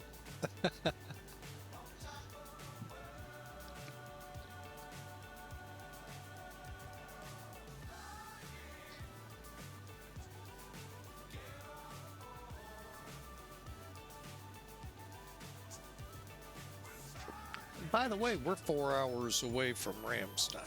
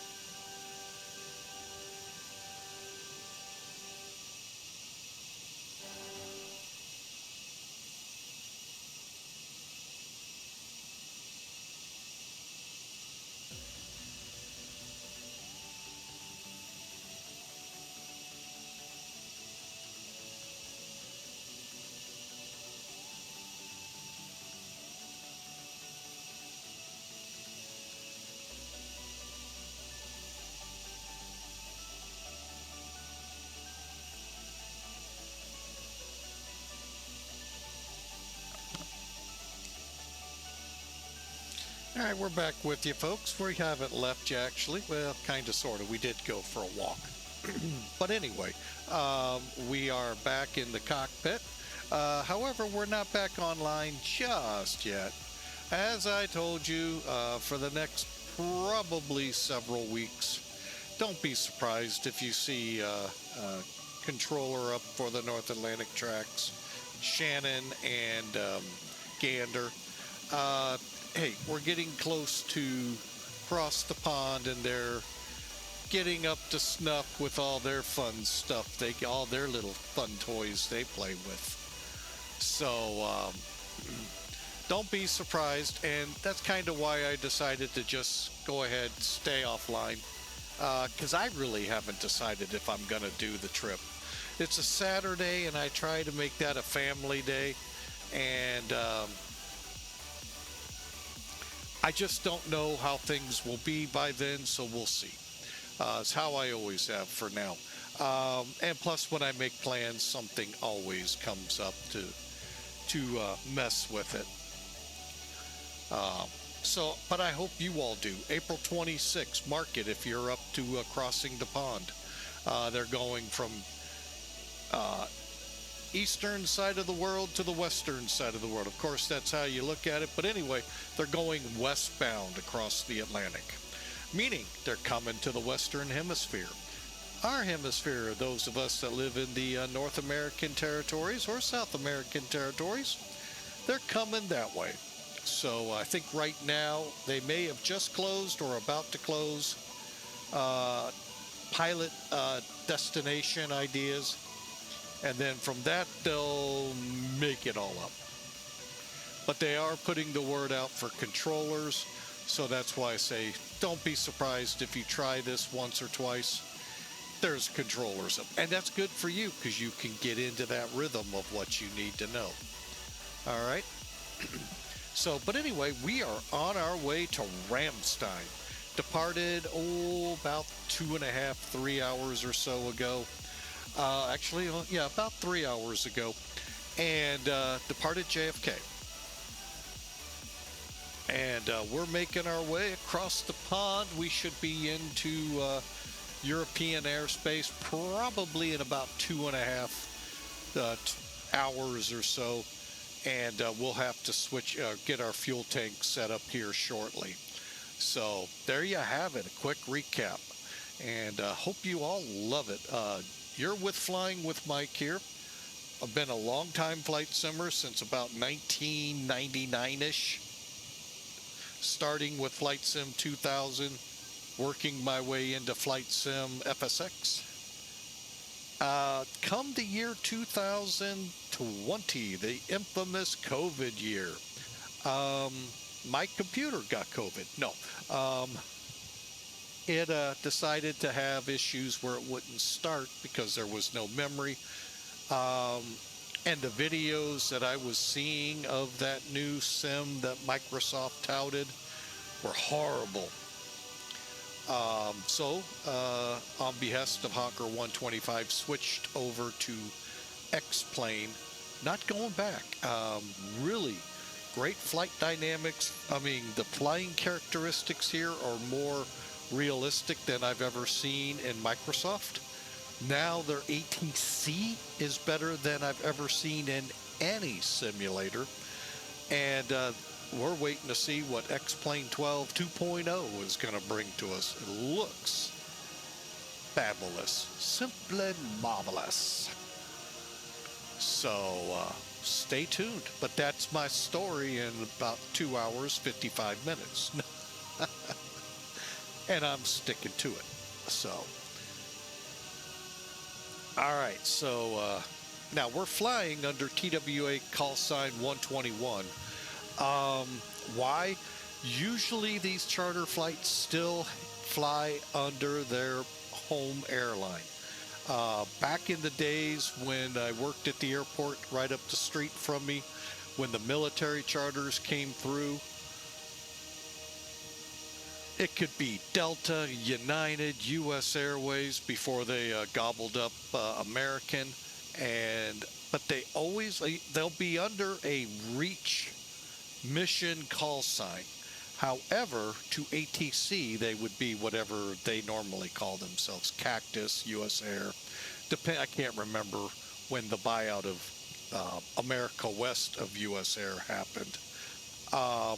United, TWA was gone already. American or whatever. And so that's what we've done. The mission is Convoy 121. It is in support of the CVN-20, and they are the Digital Combat Sim group of our virtual airline. I am with Pan Am, but I'm flying a TWA aircraft today because I think they look better. Just don't let my boss hear me say that. It's between us and the open airwaves worldwide. But anyway, but yeah, I just love this livery from TWA. I mean, the one they had that most of us recognize with the most of the tail red, that's cool too, but the twin globes was iconic TWA. So just like the globe with Pan Am in it is Pan Am. So, but anyway, I do try to run the Pan Am side, but lately just doing flights. So check us out.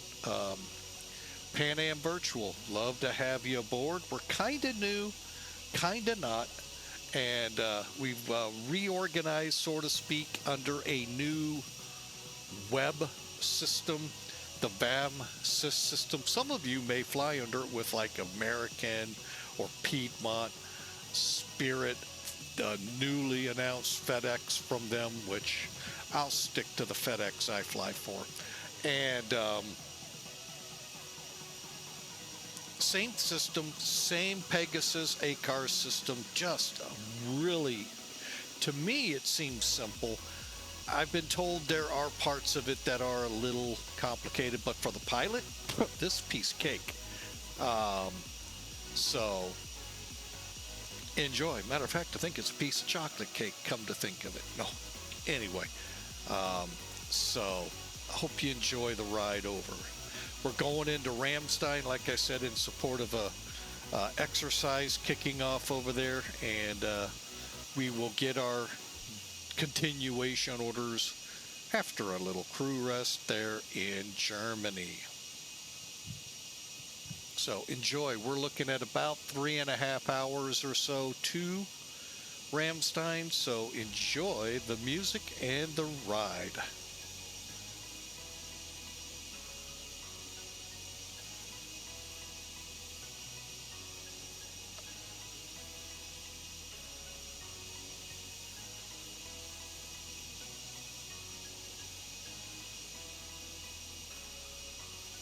And like I said, I've been around. I've just been checking out other flight simmers I follow, a couple of which I moderate for, and just seeing what's going on with them. And so, hope you all enjoy.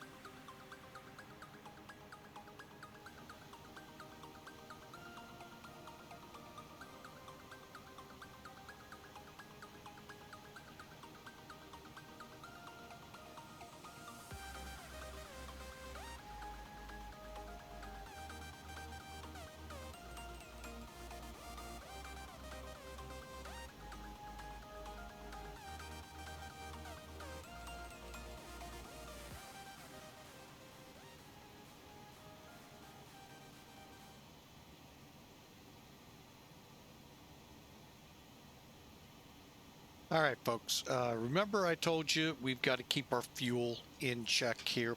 Well, we're reaching that point. We have now bled tanks 2 and 3 down by using it to fuel all 4 engines. Now we're at that moment where we need to bring tanks 1 and 4 online and then begin going into tank to engine. We'll carry that all the way to descent, and then once we're into descent we can open up the reserves. They'll fill 1 and 4, but the goal in this whole process, keep the fuel tanks closer to the tips, lower in quantity than those closer to the center of the plane. So that's where the whole goal is. So that's why we're doing it now. So we'll be putting roughly 4,000 into those when we descend. So we're at a pretty good point right now to do this. So we'll click, bring them on, and then you can decide how you want to do your cross feeds. For now, we're going to turn off the 2 center ones. And now all 4 fuel tanks are filling each of their or each tank is filling its respective engine. Now, you could go so far as to kill one of these on the ends. I'm going to keep them both open. And I really don't know the positive to this. So, I may be called out by the Felis group to let me know you don't have to. Or I may be told it's not a bad idea. Or I may be told it doesn't matter. So I don't know.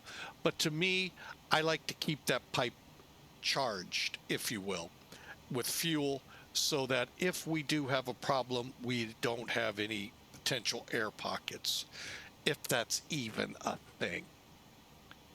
All right. So for now on, we are now tank to engine. And we'll be burning them all down. Descent, either sometime in the descent or top of descent, I'll open up the 2 yellow reserve valves. So anyway, just a quick, just wanted to jump in there real quick, let you know what was going on here, because this is the biggest thing about this plane is operating the fuel.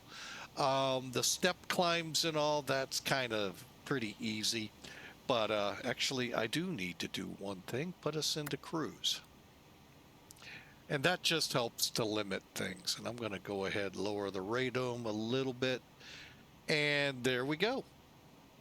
We're at 37,000 feet, Mach 0.85, looking at just under what are we looking at here? About, well, we'll still call it about 3.5 hours.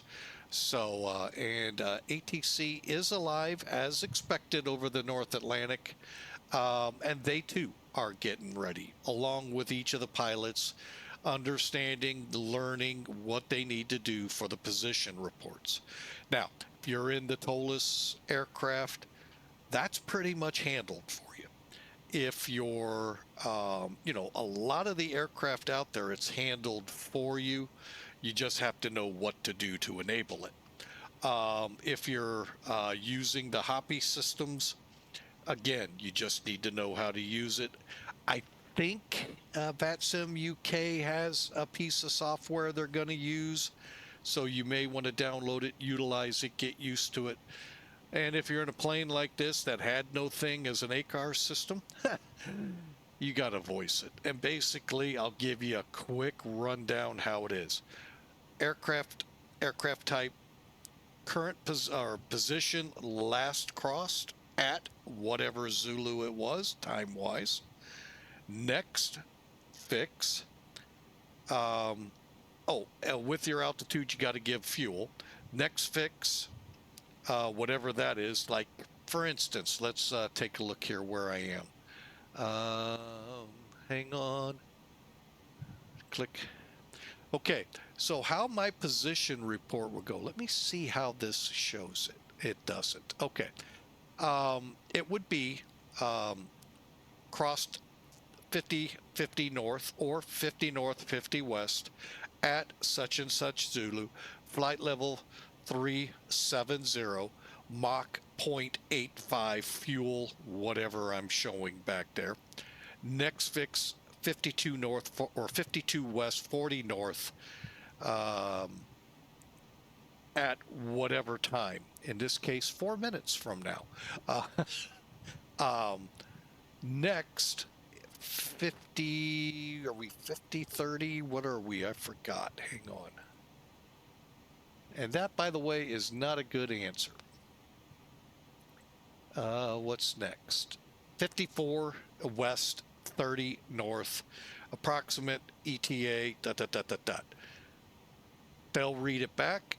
They'll tell you when to call next. If you want a step climb, you got to give your current position and so forth. That's why if you notice most of the step climbing SimBrief gives into the NAT track, out of the NAT track. You also have to get clearance for the North Atlantic track in going east to west. Now, I'm not certain of this. If you're in the UK, you get it on the ground. I think if you're coming out of like Frankfurt or mainland Europe, you may have to pick it up in the UK to then proceed on, and they may change it. So be ready for that. Also, step climbs. They're not automatic. We've learned that from a couple of sessions here in the US. Controllers get really nasty when you climb on your own. Turn that off. Now, here's the tough part. Sometimes, now I haven't witnessed this in cross the pond events I've participated in many years ago, but in the real world, you may not get your step climbs. You may not even get a hold of them. And in that case, then you got to start wondering about fuel and get on the horn to dispatch, because you're going to probably be diverting once you're out of the track and where they tell you to go. So anyway, so that's what's going on right now on VATSIM. So be ready for seeing the North Atlantic tracks with controllers for quite a while, at least for the next month and a half or so. Pilots are going to want to see them so they too can get brushed up, get ready, because many of us don't do these long treks. Now, and Africa, you may have to give position reports. Cross the Trans-Asia, whatever they call that, you may have to do position reports at some point. You get to points where there's no radar.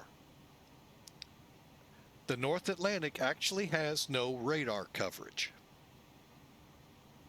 So they're tracking all of these planes in real life, literally like they did World War II, moving you across the big map and trying to deconflict any problems that they could see. You're going to be relying on that TCAS quite a bit. Now, granted, usually you're not that tight, but if you ever take a look at a normal time like right now, well, actually about an hour or two earlier, and starting now going east, it's quite impressive how many airplanes are crossing that pond.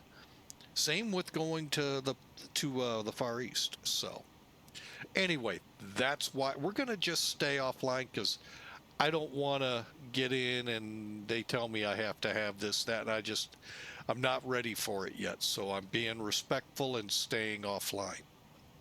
So I know some of you are like, they're not respectful to us, so why aren't we? True, I get your point, but I'm going to try. Just like our departure out of JFK, because my frame rates would not hold comfortable for me above 20, I wasn't about to put the controller through that and hold everyone else up because of me. It's not about me out here. I've got to keep that in mind. So we're all out here to have fun, controllers and pilots alike. So, all right, well, we're going to get back to the music. We got, like I said, about 3 hours call it 3.5 hours. I know I said that about a half hour ago, but I mean, that's about where we are. And we're getting ready in about 380 miles or so, hit the halfway point across the Atlantic. At least what I call the halfway point. Now, flight-wise, we'll be beyond that, but we're getting ready to come up to what I call the 30. No, that's I misread those. I'm sorry, folks. It's 52.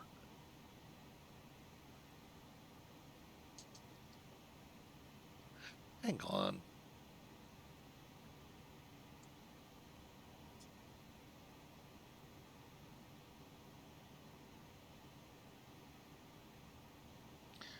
I think I read them off wrong. I think it's 52 west, 40 north.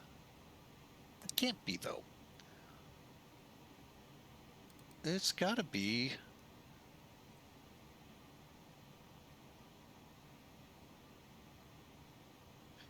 Anyway, you'll be able to figure it out when you do it. All right. Actually, I know another way to look. Hang on.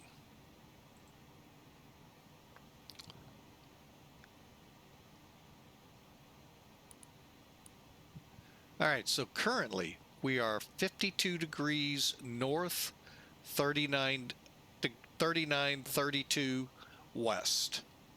So we would actually have read that as 52 north, 40 west. So again, you can see it's been quite a while. And I would want to partake in some flying with them first before. And the other big problem with Cross the Pond, not to scare anyone off, is there is so much traffic. Disconnects happen. Servers can't handle it. Not XPilot, not whatever they call it, and the other sim. The servers themselves can't handle the onslaught that is Cross the Pond. There is no doubt in my mind there'll be well over 2,000 pilots participating. And I don't know if we're lucky, 100 controllers, but that's a high number. 50 could probably be better. There'll be at least one a track, if not two. It is not mayhem, but when you look at it, it is incredible to watch, like on a VATSIM or any tracking software. But disconnects, unfortunately, do happen. And that's another reason why I kind of steer away from them. There's a few that I'll dabble into. So, anyway, talked way too long. I'll get you all back to the music, enjoying the flight. And just so you know, I am hanging by the side here. And I hope you all enjoy the remainder of the flight. I sure am. This is the kind of flying I used to do before streaming. Long haul.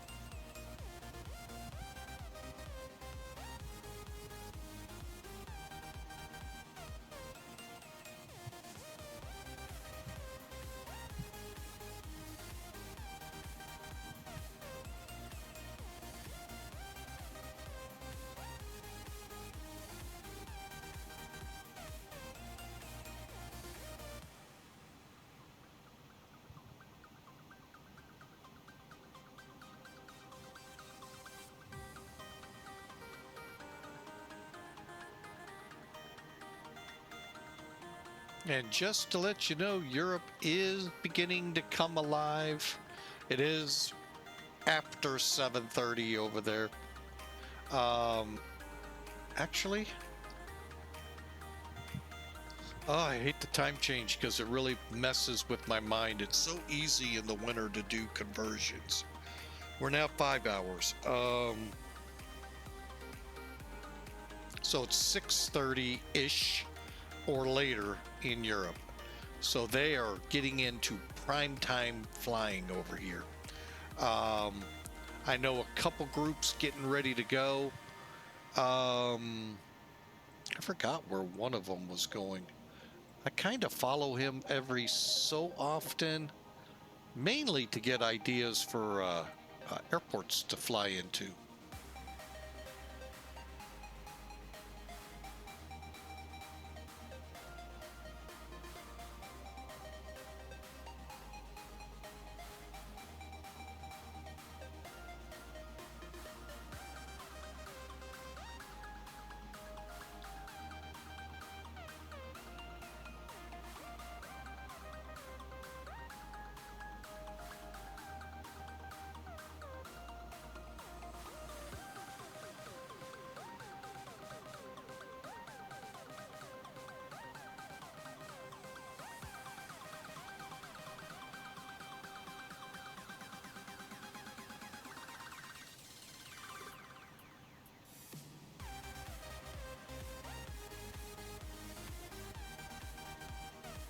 Nice flight he's flying too. I would have never, I knew one of the destinies, I didn't know where the other was. Interesting. Always interesting to see where other pilots fly. And like I said, I'm not looking to fly the route, I'm looking sometimes for destinations to fly to. Some kind of hit the same ones over and over, and I try not to. And if I do, please tell me to stop.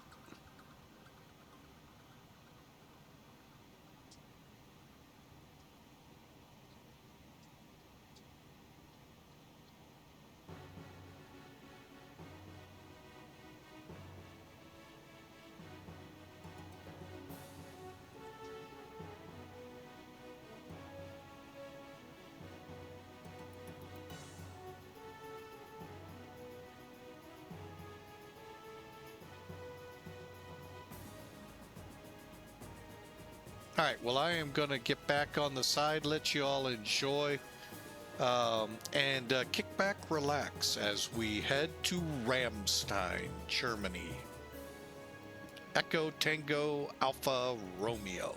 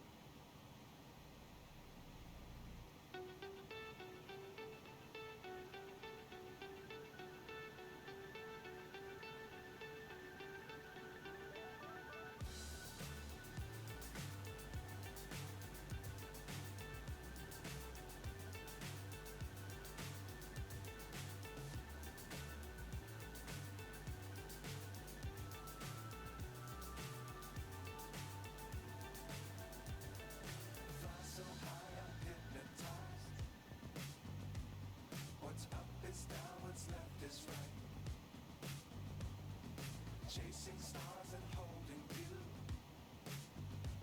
I can't see the end, but we'll see it through.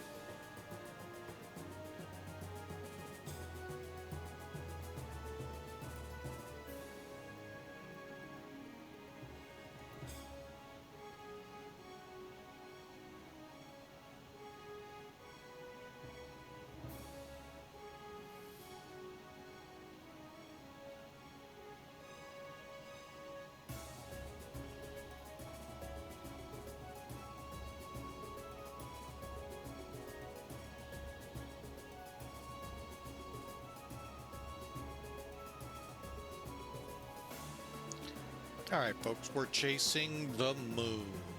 Actually, the moon will go overhead, but we're on our way to Ramstein from JFK, 2 hours, 15 minutes from arrival.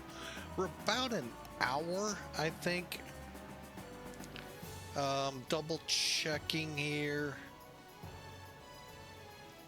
where we are on the track. Yeah, we're about an hour from exiting the Victor North Atlantic track and then proceeding towards Ramstein.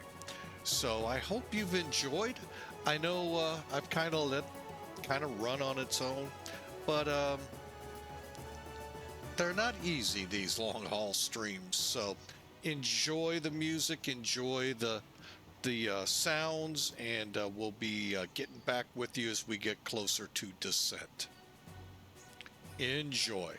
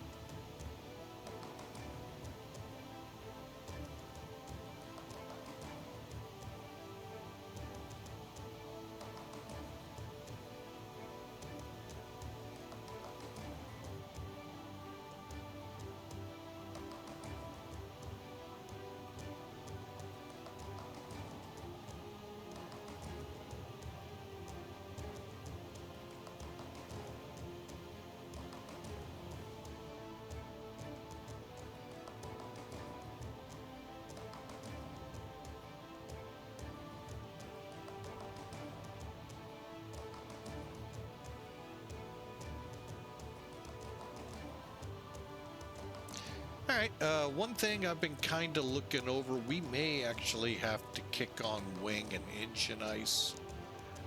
Currently, you know, as we were concerned on departure, the weather is kind of beginning to favor 2-6. We have 6,000 on our feet for, or meters for our visibility. And we're now overcast at 600, 2 degrees Celsius, 1 degree. So fog could begin to become an enemy here. And at those temperatures, I don't want to take a chance of this going ice on us.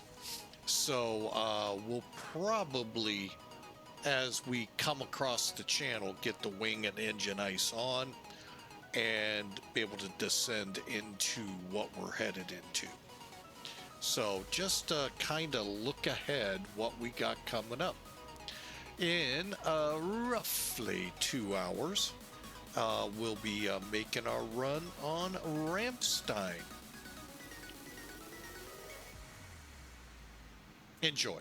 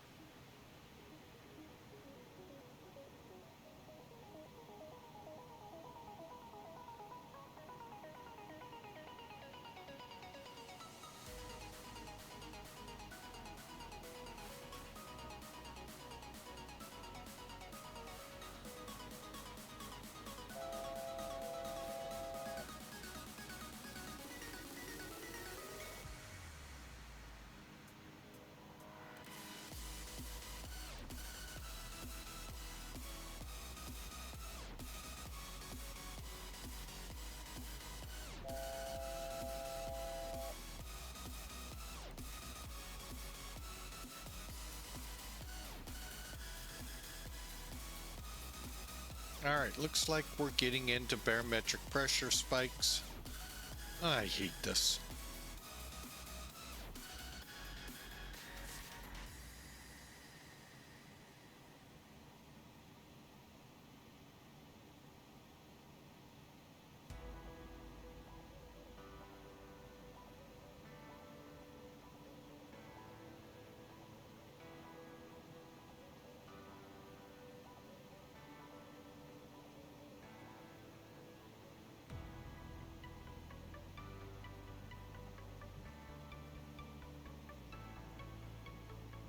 Well, let's see if that calms the airplane down.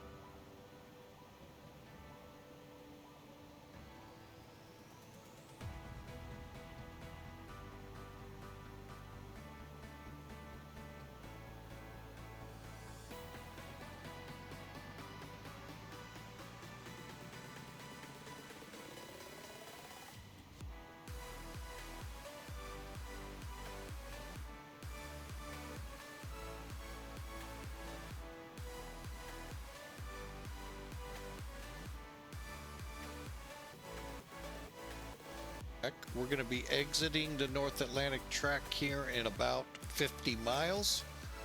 Controllers down. Not actually, well, I'm not able to pick up anyone because I'm not online. But let me take a look here using VATSIM. Okay, we do have quite a few controllers up. Like I said, it is beginning to get into the late evening hours. We've just now got a London controller up and an approach. So we're going to stay offline. It would be very rude to come up line now. EGTT came on, just came on. Oh, wait.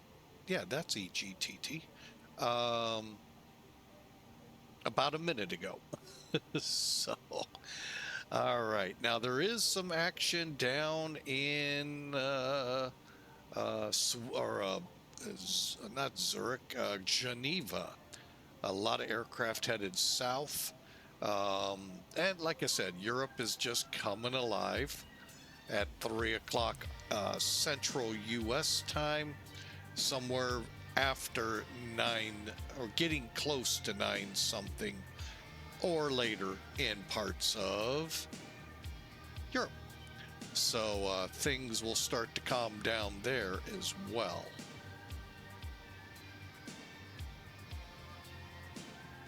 I love doing this. Let's see what's going on in Frankfurt. Actually, not too bad today. Only 7 people waiting to go. 6 arrived. Not bad. Now, down in Munich, or no, Stuttgart, 18 want to go somewhere. Ouch. That'll take time. And let's go ahead, check London. Gatwick has 6. London Heathrow has 10 waiting to go somewhere. So it's like I said, this is what you expect this time of the day over there. So you got to learn to pack a little bit of patience, or just don't come online. Um, you know, this is one thing I should check out is how the X-Plane 12 handles North Atlantic tracks. Something I might think about. All right, so enjoy. We're 2 hours out. Should be there 5 o'clock Central Time ish, and who knows what the weather will be. We'll chat with you later.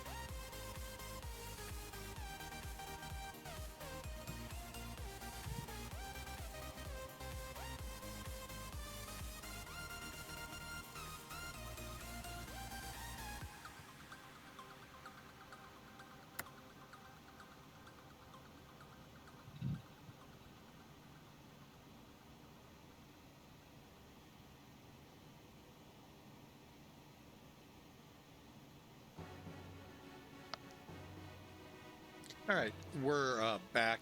We're looking at about an hour now to Ramstein. Welcome in. Yeah, we're going to be landing at night. Always fun. And right now, as you can see, weather. So it ought to be pretty interesting getting in there. Hopefully, we'll get vectored pretty decently on our own and get us set up. I am leaning to runway 26. Although we've gotten calm winds. Well, remember in the beginning when I said I'm thinking about turning anti-ice on? They have light snow. Oh, you gotta love it. Welcome to spring. So we definitely will run with ice on, and I still think right now the way the winds are shaping up, we're gonna come into 6. Now to verify this, I'm just gonna go check approaches here real quick. Runway 8 minimums for us 207, 227, so you're not at where we would like to be. Hang on, let me drop to 26. Oh, a lot better. So yeah, we'll come in 26 right now.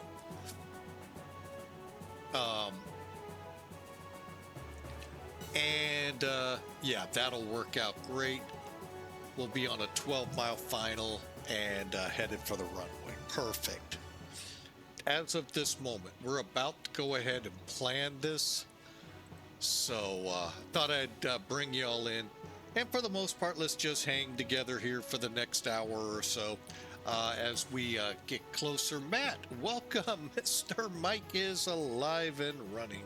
Hey, Matt, how's things going? How's training? Hope going well for you.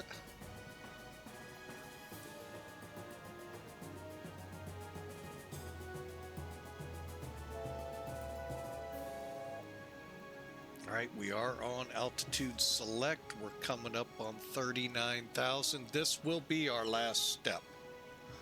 Let's get the aircraft taken care of from here. Whoa. Hang on. We need those center lights.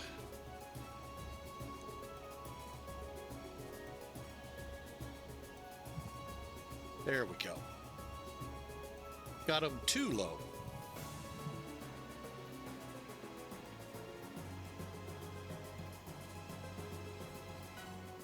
I get you there.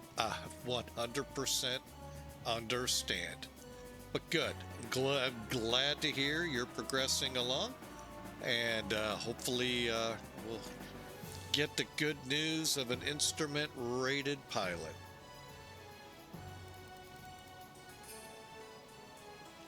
All right, so now that we've leveled off, let's go ahead, hold this. And let's adjust our barometrics into plane like so. And all right, so let's, uh-oh, I thought we were there, my bad.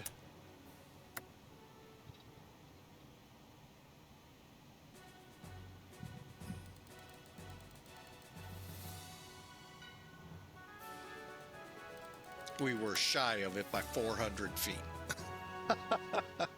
Let's get it right on, and then we'll head for Ramstein.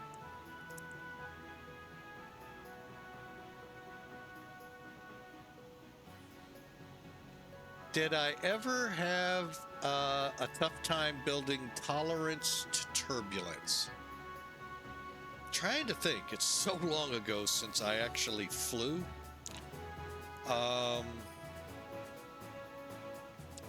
Real airplanes, by the way. I don't think so. But again, we're talking in the mid-80s, early to mid-80s. Now, in aircraft, you know, did I just sit in the passenger seat?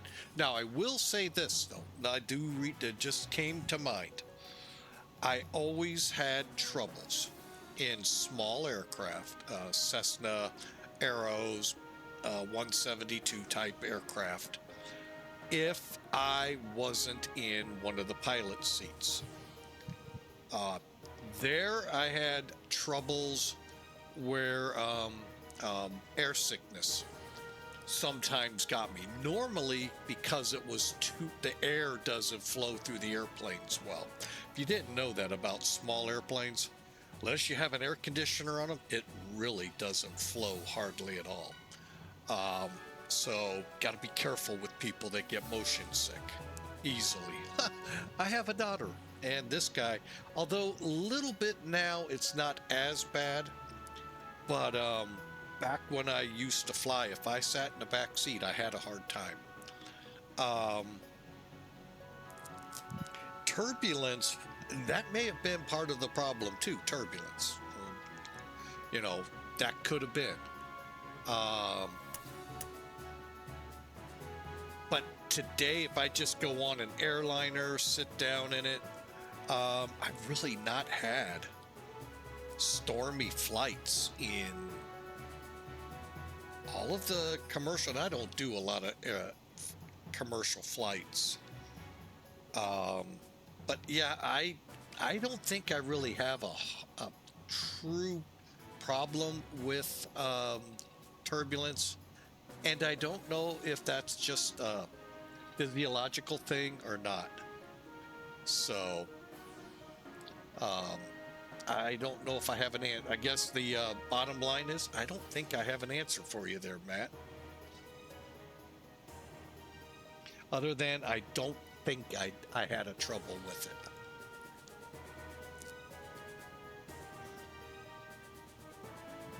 Except for sitting in the back seat. That was not a cool place.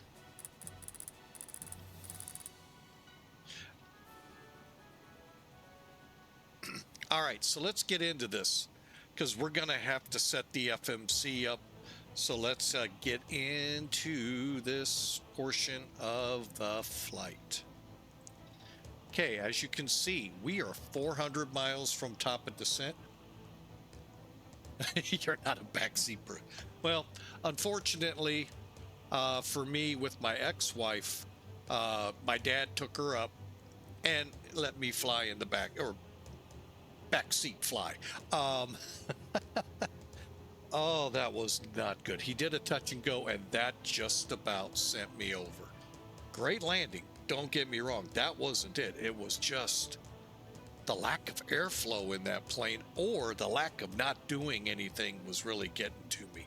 So that's where the back seat came from.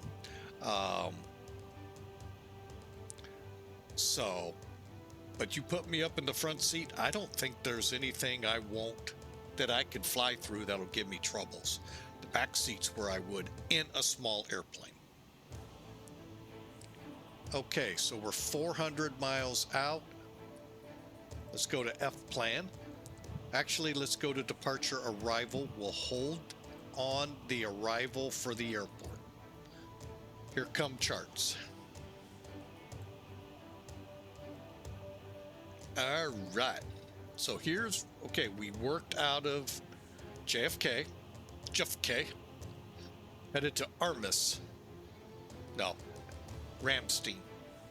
And the METAR currently, that's 10 minutes old. Calm winds, 6,000 meters for visibility. Light, oh thank goodness, now it's light rain. It was light snow, now it's light rain, so we're right on that cusp. Broken again at 900 feet. We were overcast at 19, so we're fluctuating. 2 degrees Celsius, 1 degree for the temp, 1 degree for the dew point. That's not good with no wind. However, the light rain and drizzle hopefully will prevent it from going deeper into fog. Okay. So with this in mind, all runways are open. I'm going to do the ILS 26, mainly because the minimums, which we'll show you, are higher. Now, how did I determine that? This is where NavGraph charts really earns its money, okay, that you paid for it. Go to the charts, little icon there, find runway 8. Oh, here we go.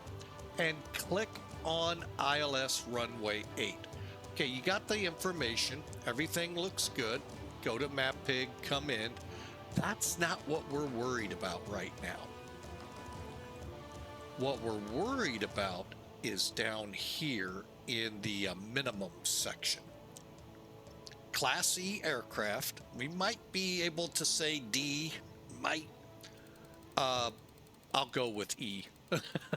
227, and that's all by approach speed. And hang on a second.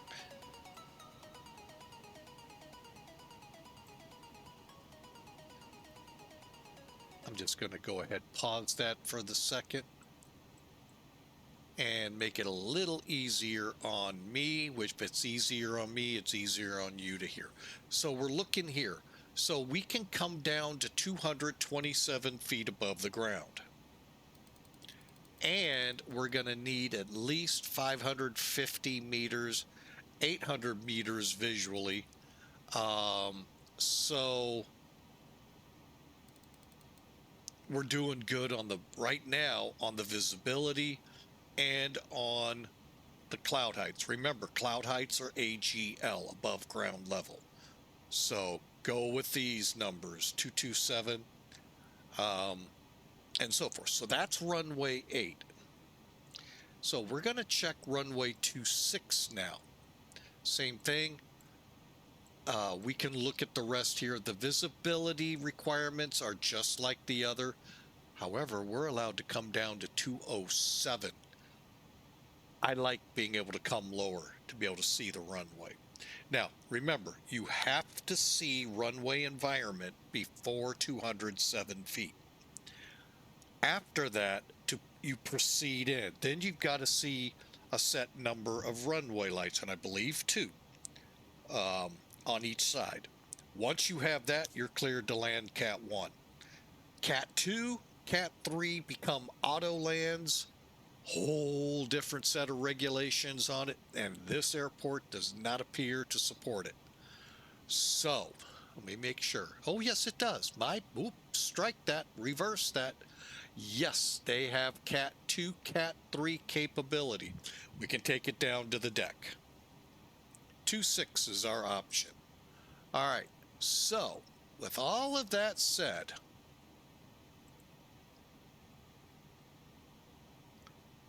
what we'll do is come back here, go to approaches available, click select.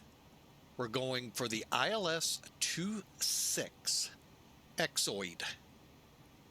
Right out here, and we'll probably turn in before for the runway. But that's what we're going to do. We're going to add it to the route. Notice, if you can, at the bottom, it just added those for you down there. Isn't that nice? See how you got it? You're gonna fly through the localizer if you go all the way. So we'll come down and turn for it as an intercept and come in. All right, great, fine and dandy, done over there. Now over on the ILS, let's bring it up. Cat 2, Cat 3. All right, Cat 2, we can come down to 100. Cat 3, are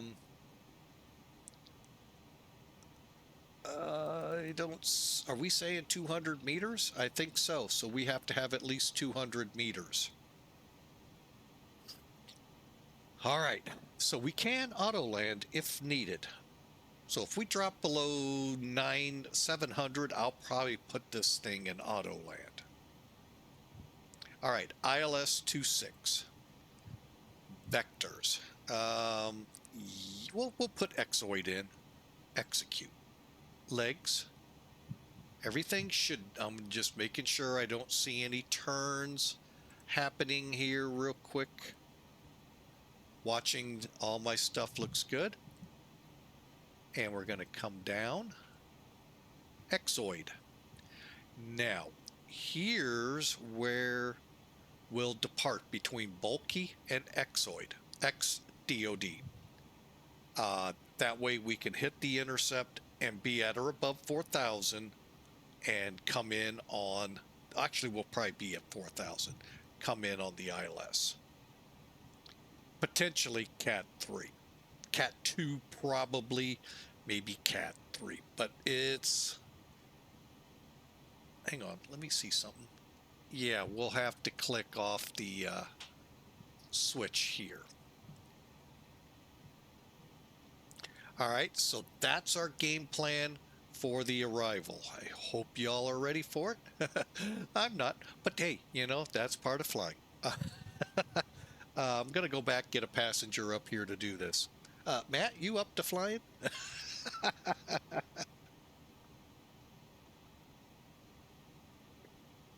So there you go. We're coming into Ramstein. We're about an hour or so out.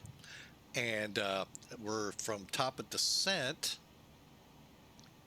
45 minutes or 350 miles. So now's a good time, folks, to grab a drink, some popcorn, whatever, float your boat.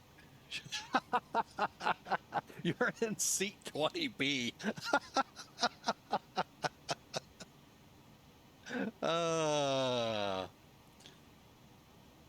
But yeah, this will be a fun arrival. I love when we do weather arrivals, and on top of it at night. Ooh, doggy. It's gonna be fun. All right, so let's look out. We are about to go over London. So hopefully we don't have any troubles. Theoretically, we shouldn't, because there's one, no traffic. Two, the weather actually looks pretty decent. And three, X-Pilot is not on. So, which seems to, in X-Plane 11, sometimes send us for loops. So, where we drop off, crash to desktop, stuff like that. So hopefully we'll just smooth right over London, right across the channel, then on to Ramstein.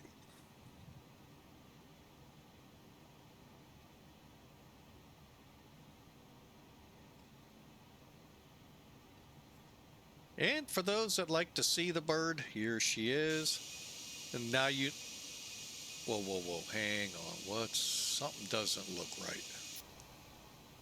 Okay, speed looks good.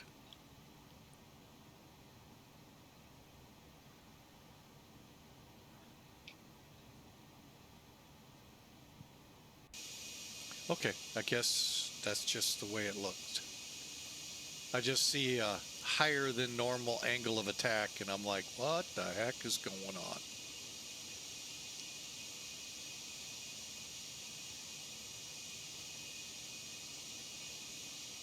But again, you really can't see the plane, so it could be tricks being played on my eyes. You know, you just never know.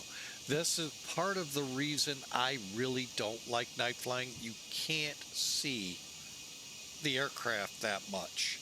And especially that great livery, that double globe TWA livery that we're flying. So that's mainly why I don't. We're right over London, by the way. Look at the frame rates. Actually, no, we're not. Birmingham.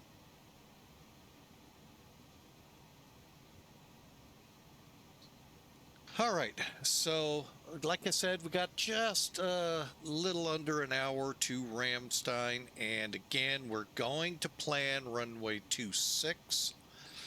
Maybe we'll come online, maybe we won't. We'll kind of play it by ear. Now is the time Europe is beginning to head to sleep, and the US is beginning to amp up the controllers. So let's see just how much. Oh, wow. Other than the UK, it's dialed back pretty heavily. Wow. So We might, but there's still, once we get into Europe proper, not the UK, we'll try it out. Maybe. Still kind of hesitant because of the heavy weather we're going into to Ramstein. If I didn't know better, I swear we have aircraft in the air. We shouldn't. There should be no aircraft in the air, but it's sure, I'm thinking maybe stars twinkling? I don't know. What say you?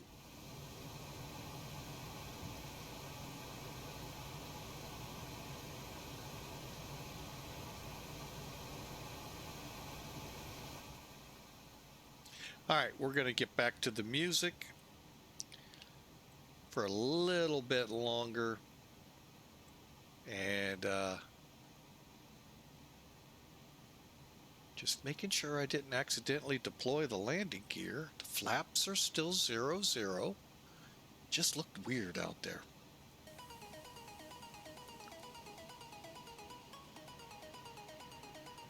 Tomorrow's the blood moon. On Pie Day. So everybody go out, make cherry pie, apple pie, pumpkin pie, whatever pie you want. It's Pie Day.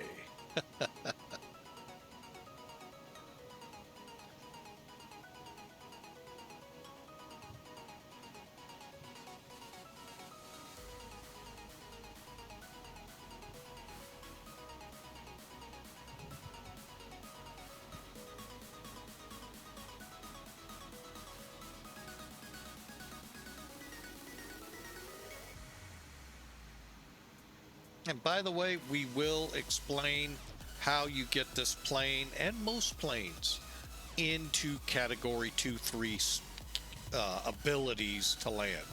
There's a little more to do in the cockpit, but not as much as you think. Just a couple extra steps, and we'll kind of showcase them once we cross the channel, because we'll begin setting up for descent. Enjoy the music. 45 minutes to go.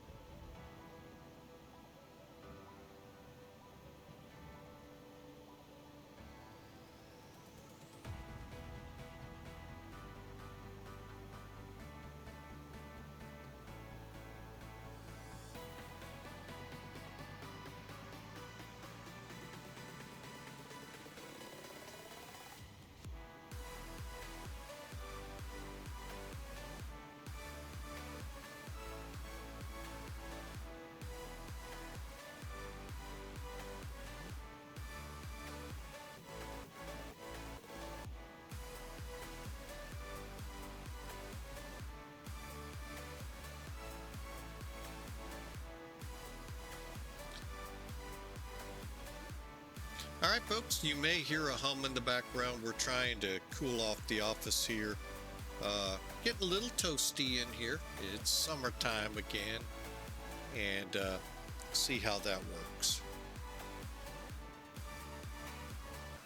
All right, we are over London, I believe, right now. I'm just going to let us keep going, get past this could be trouble area, and then get us into the mainland, and then begin setting this bird up for descent, and then for the Cat 2 ILS. And hopefully we do it a whole lot better than we did San Francisco about a week or so ago. So again, hope y'all had a great Thursday.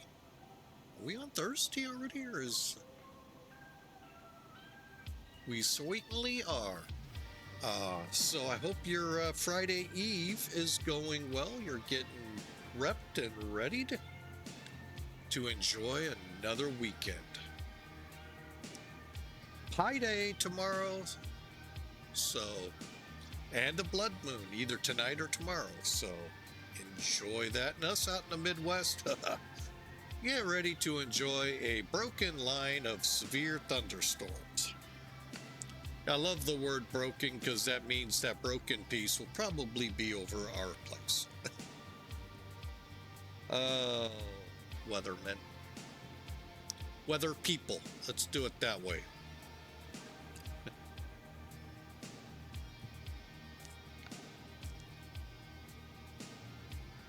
I think we're crossing big right now. Yes, we're beginning to head out towards the channel.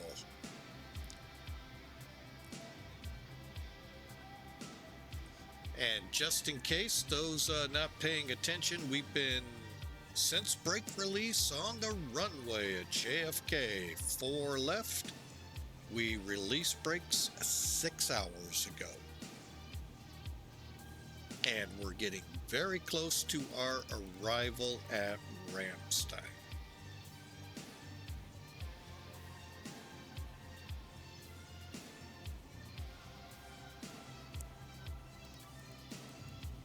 So,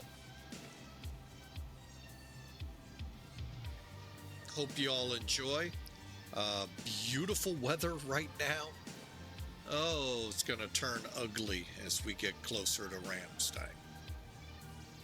French and German border-ish area.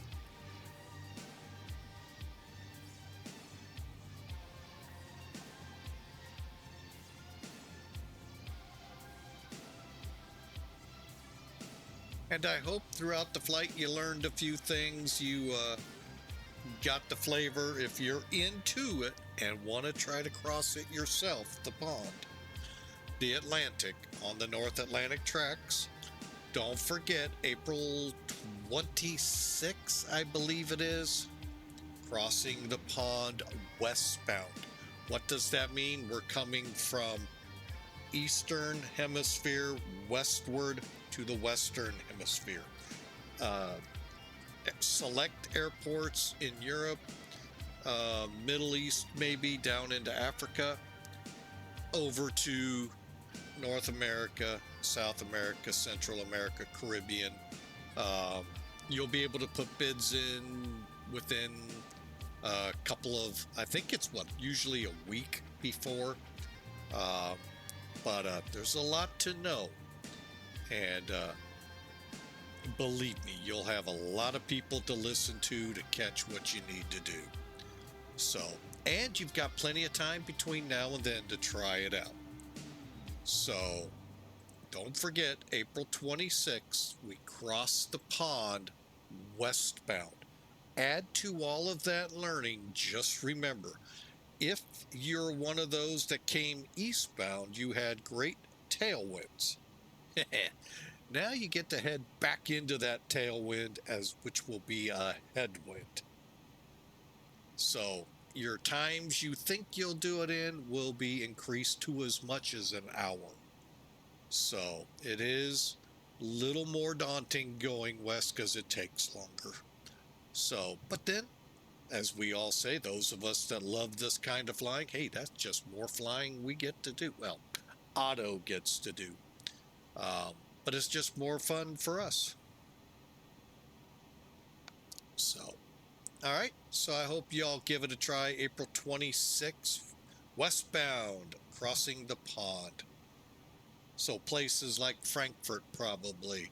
London, I can't imagine London not on the list. Rome, probably. Barcelona and Madrid, maybe down to Cairo and Dubai. Places like that. Copenhagen. And then you're going to go west to, who knows, Boston, New York, Washington, I would think would be on the list. Maybe Chicago, Toronto, maybe. Sometimes they throw a little zinger at you, and a lot of people jump on those. So, to a place you wouldn't think. But we'll see. So, 26 April, if you're into the crossing the pond, that's when it will happen. I don't know times, but usually you're going to depart kind of on the early side so that the Europeans can enjoy it as much as we can on the other side of the pond. So it's a sight to behold. And if you're not able to make it, find a way to watch it on your phone or on your computer on VATSIM, or forget what I have on my phone. Oh my gosh, 2,000 people crossing at about the same time. Is just like lines of airplanes. It's unreal. So check it out, enjoy. I'm not sure yet if I'm going to do it. So we'll see. For now, we are, I think, over the channel. So let's begin. Let me just take a look.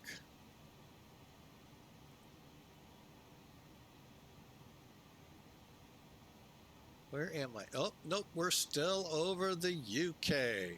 No, I'm not coming online anytime soon. But I want to make sure we're, one, all the way into Europe. Two, I don't want to be disrespectful by not coming up.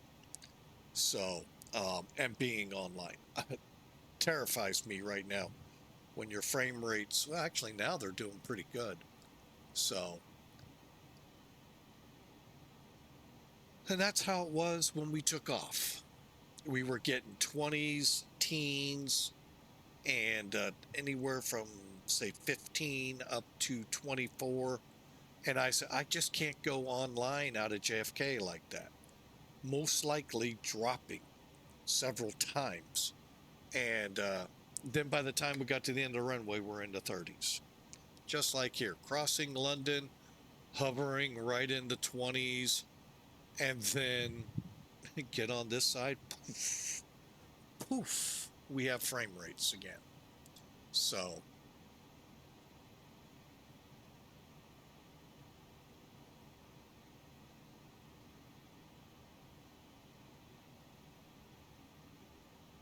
all right, so let's first take a look how much distance we have.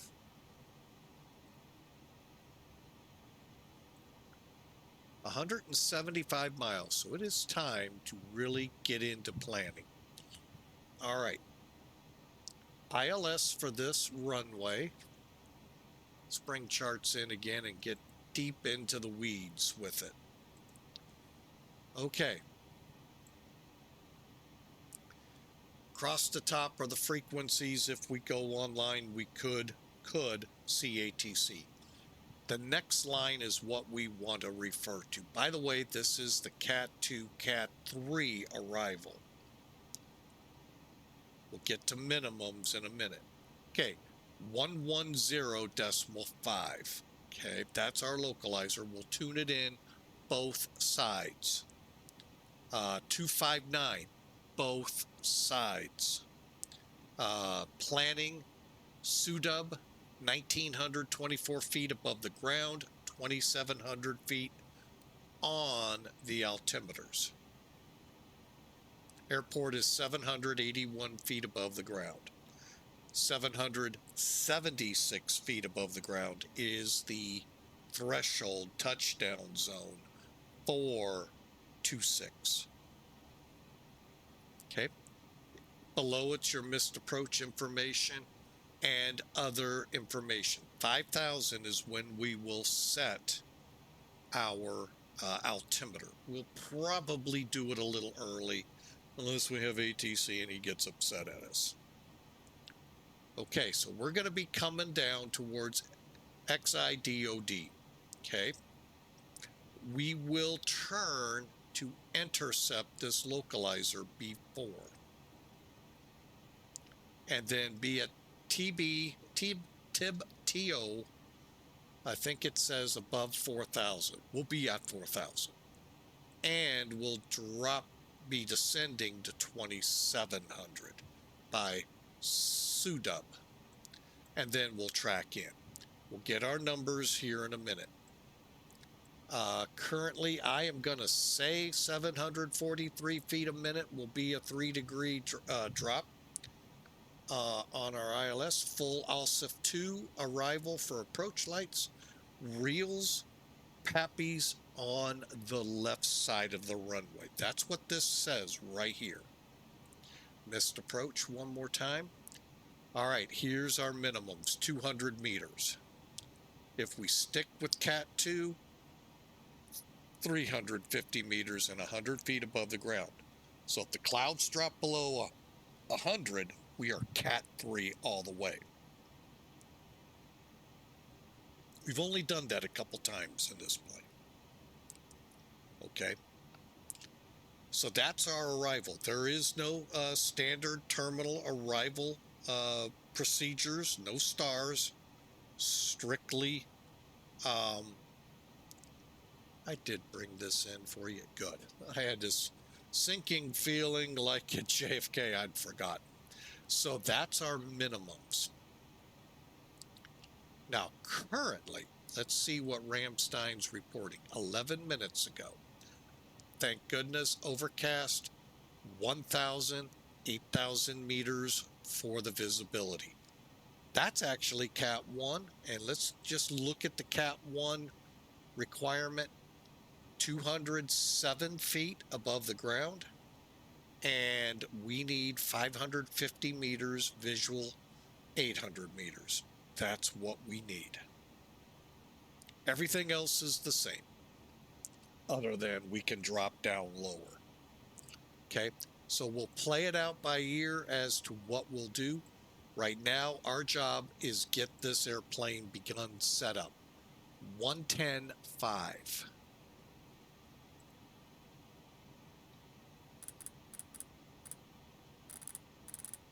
Okay, 259.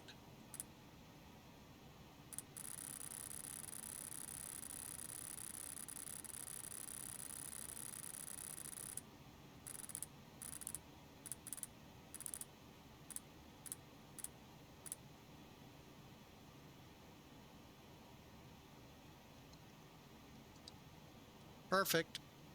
All right, now what I'm going to do, roll in here, 259.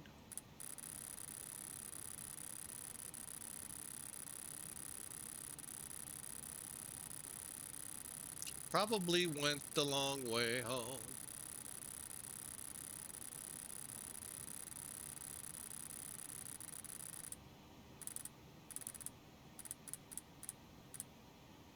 Okay, and we need 110.5.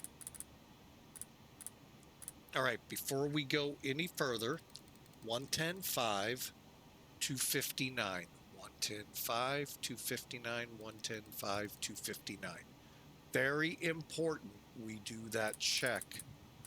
You do not. If that is what gave us such a hard time over in San Francisco, changing those frequencies left and right just killed us.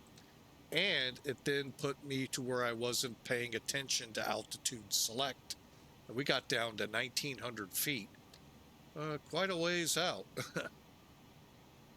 So we could all blame the controller, but guess what? It's this guy's problem, not his.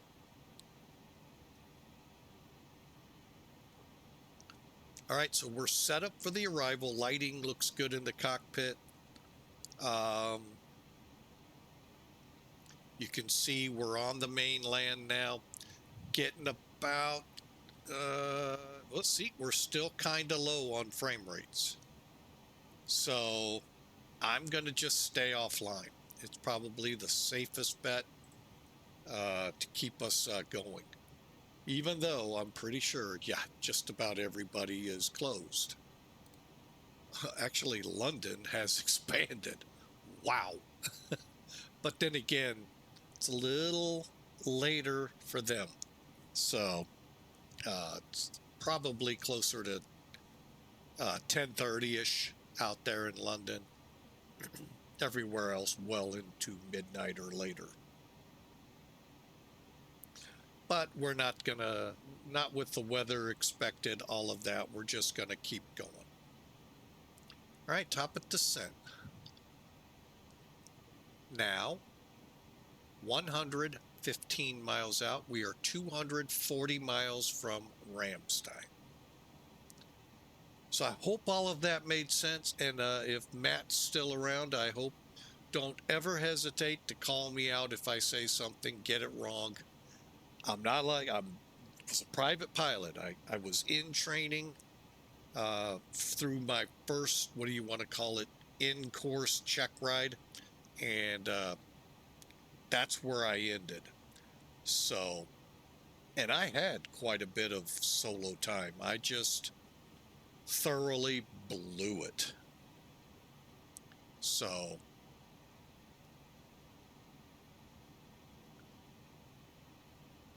please call me out. And again, my knowledge is from the 80s. So what's current, I may not get right. Oh, speaking of which, let's get our altimeters. We need to be at 2. You know what? I'm going to set 220. That'll give me time to look up and go yay, nay on the runway.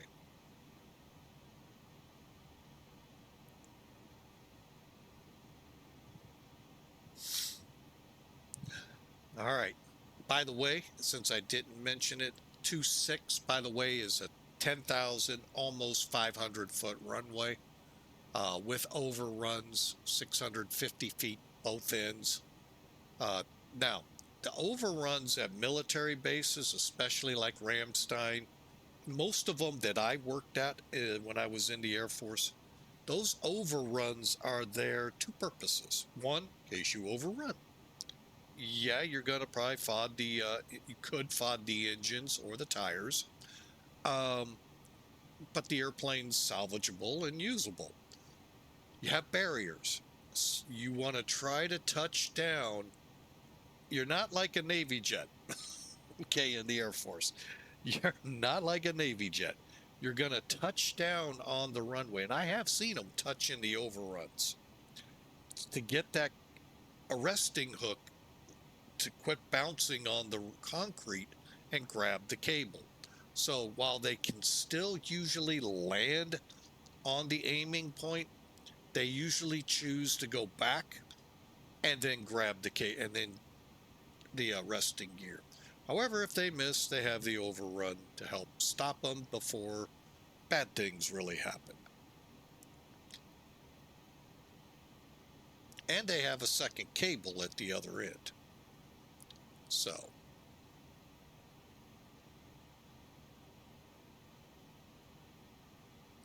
there are arresting systems out there that are capable for a 747, although I don't know, I don't remember the strengths and all on it, but it was meant if a B-52 needed it.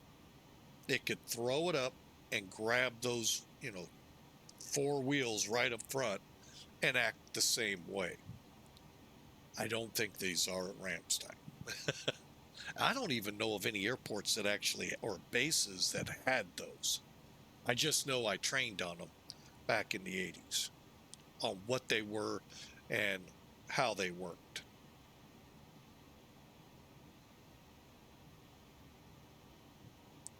But to my knowledge, I've never seen it, so I don't know.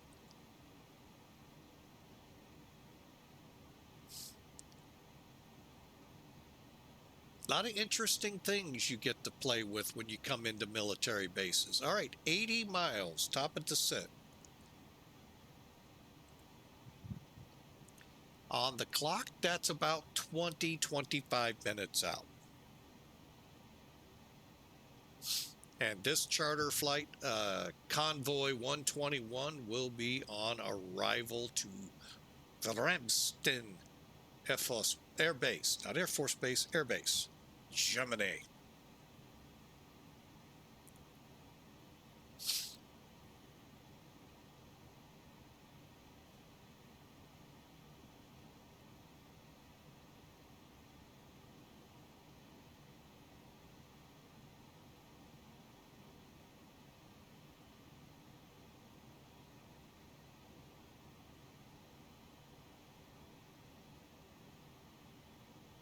All right.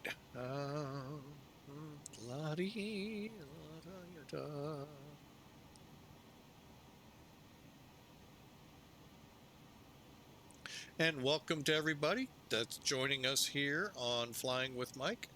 If you're new, love for you to smash that follow button so you know when we go live next time. Heads up, most likely no stream tomorrow.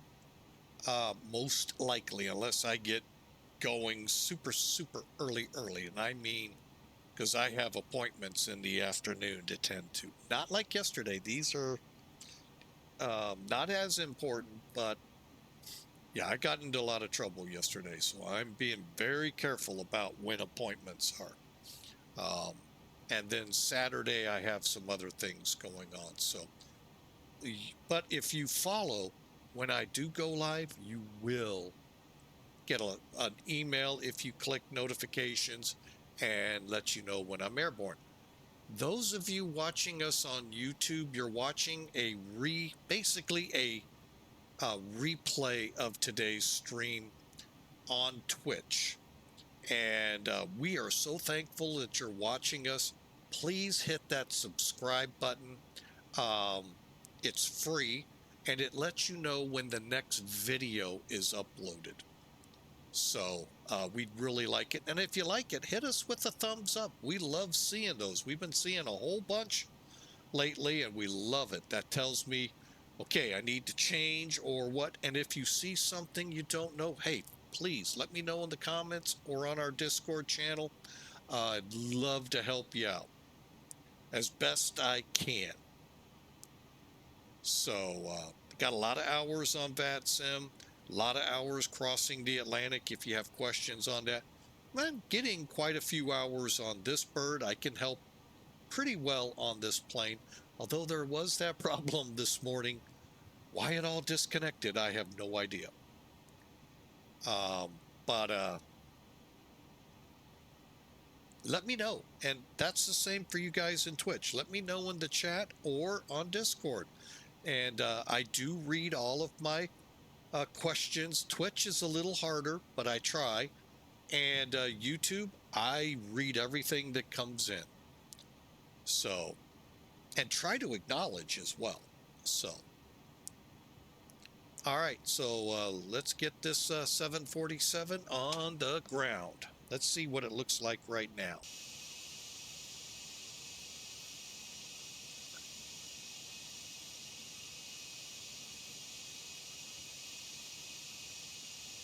That's again, that is why I'm not a huge fan of night flying. You can't really make out the plane. I mean, you can, thanks to a full moon, but some days you can't.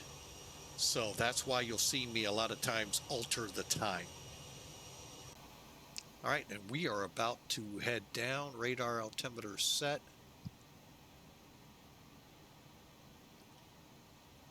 49 miles out. Let's get ready for descent. We'll be descending to 4,000 feet. Soon as I can figure out where the heck my aeroplane is. Well, there it is. Trying to figure it out in this soup is difficult. There's Rimba. There it is.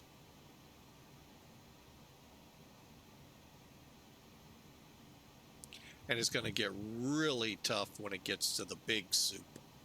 So and I'll kind of show that to you. Let's see, Sim Toolkit. Okay, currently, I think you can see the little white plane at Remba way up here, upper left corner. We hit this big soupy area here. Hopefully it's gone, but if it's not, well, we'll lose the plane to where it'll be tougher to see in here. And from bulky to XIDOD, that's where I told you I'm going to make the turn for the localizer. Okay.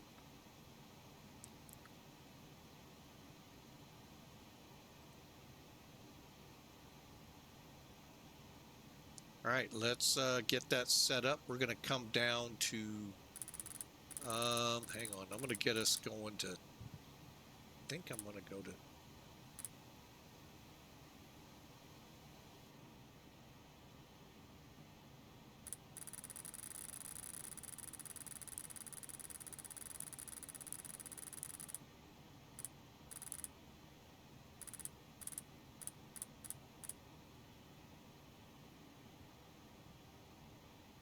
okay, we're 30 miles out. We're going to set, get ready for descent.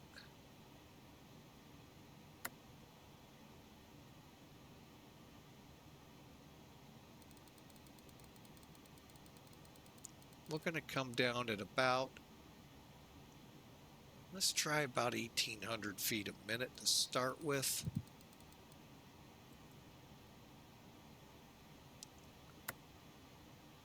Okay.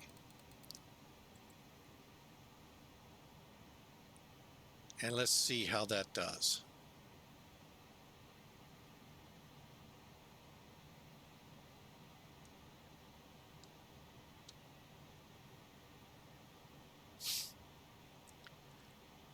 Hope y'all are ready. We are closing in on about 10 minutes out of Ramstein. Not there yet, but put your predictions in. I'm going to be gutsy.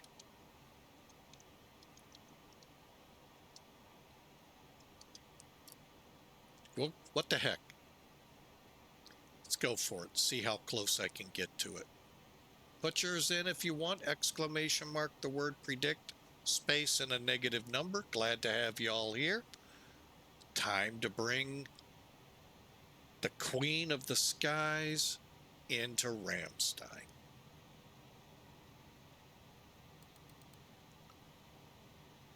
All right, now one thing I am gonna do. I'm gonna set about 300. And we're gonna just let her come down. When the airspeed reaches that, I'm gonna flip into indicated. So what you'll see down here above the radar altimeter, where it says Mach, it'll go to speed.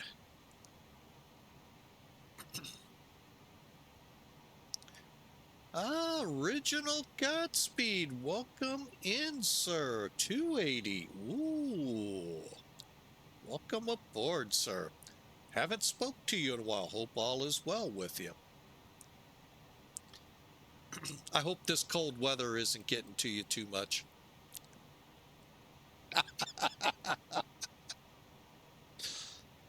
So, is Stormageddon planned for you tomorrow as well, or Saturday?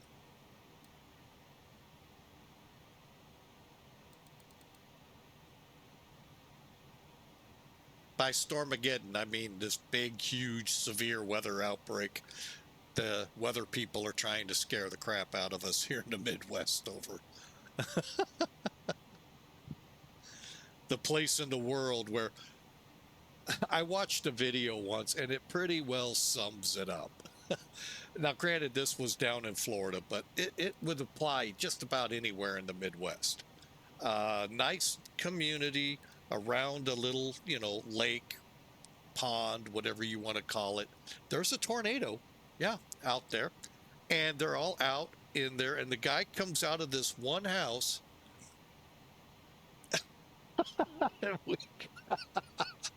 I'll get to Godspeed's comment in a minute. Guy comes out of a house across the lake from the guy filming. He goes, no, no, no. You need to go out the front door to be able to see the tornado. Welcome to us, folks in the Midwest. Everyone else runs. The Midwest, we go look to see it.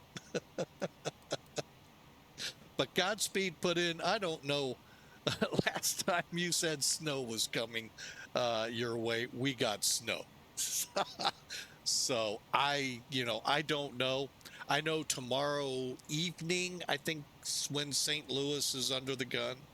So anything east of us, I've seen maps looking all so different, but yeah, I think it's moving the line, that severe thing last I saw was pushing like Tennessee, Kentucky.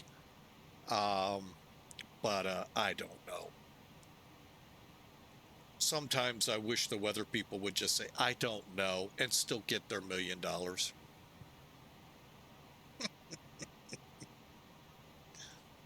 All right, we're just above it. So we're going to go up here. And you can do this in either way, folks. Go speed. That way it doesn't try to maintain 0.85. It now maintains the 300 that we set. Because as we go lower, that 0.85 is going to go way up the scale. So, so now I'm on indicated speed. I still control the descent, not the aircraft. So I will kind of take a look and see how we're doing, and if I need to steepen it, I will. And I think I will. Let's go ahead and go down at 2,000 feet a minute. One other thing, if you're flying this plane, or like the Concorde we mentioned earlier, and you're using what's called INS instead of the FMS, you have the SEVA as an option. That comes with this plane. LTV, very similar. I don't know the difference, but it's comes with the plane, and of course default X-plane FMS. But if you're using INS, as you go across the ocean, once you've aligned it wherever you depart, as you go, you're going to be wanting to grab, put in your VOR, VHF navigation radios, VORs, and it's good to get them like JFK will just say 15.9 on one, Boston on another. And what it's going to do is automatically keep it up to date with the alignment. So when you go across the pond, it's going to lose some of that. Anytime you get within 180 to 200 miles of some of these VORs, try to dial them in. And if it does, it'll start saying, INS updating. You want that. And then if you start getting close to Dublin or Ireland in this case, 180 miles out, start pulling in Shanwick, Shannon or Dublin, and get the INS updating so you're up to date to go through Europe.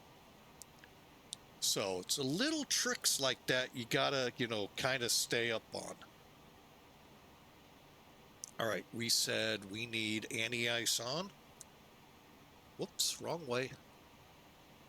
All right, wing on. So keep that in mind. Definitely read up on what you need to do with the INS. All right, I'm going to go ahead, seatbelts.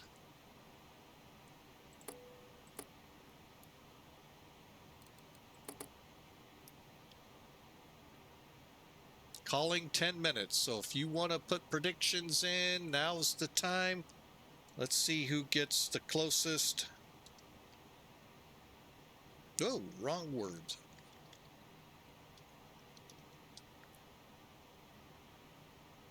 Into it we go.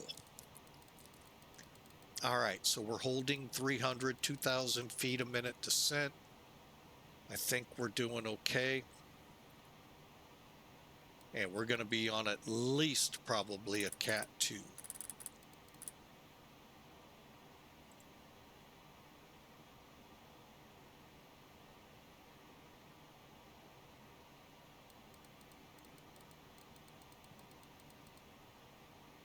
And yes, I'm hoping to be at 5,000 by bulky and then getting ready to make that turn. Okay, we're about to turn due south here in a few minutes. So, all right, so I hope I've given you a lot to chew on. A fantastic airplane here, folks, this Queen of the Sky 747. If you're interested here,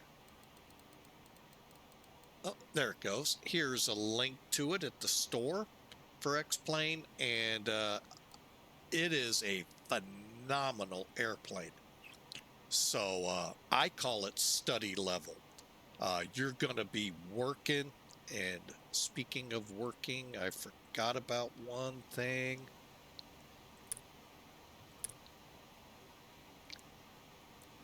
Two things, actually. Okay.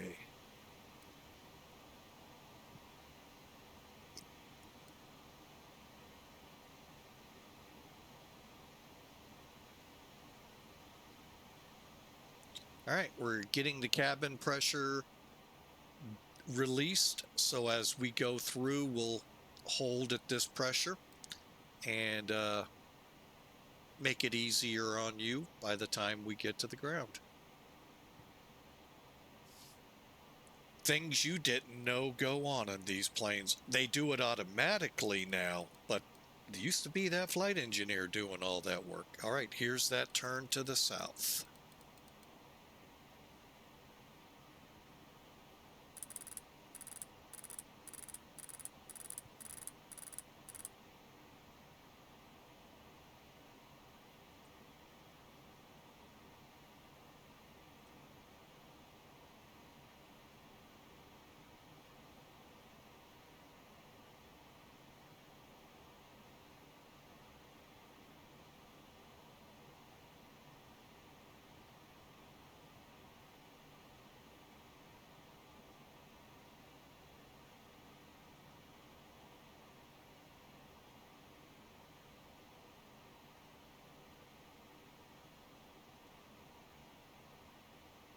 So from brake release on runway 4 left at JFK to this point, we've flown 6 hours, 37 minutes.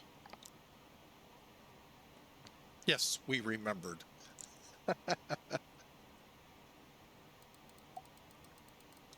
It was actually a pretty good departure, folks. I highly recommend watch the whole video. Not because watch time goes up on YouTube, but watch it, folks. It is, I enjoyed this. Now, granted, there's a lot of dead air time. It's a long flight, 6 hours. So, it really was a great flight. And if you are on YouTube, again, we'd love you to hit that thumbs up and subscribe if you're new. Okay, 18,000 feet. However, 5,000 is where we make the change. Interesting note, we made note of this on departure. The QNH for Ramstein, because it's a U.S. airbase, is actually in inches of mercury, not the normal millibars you get out of Europe. So either way you can set it. Just don't do it yet. Actually, you could. We're not online. But technically 5,000 feet. Actually, we're doing pretty good here on this descent.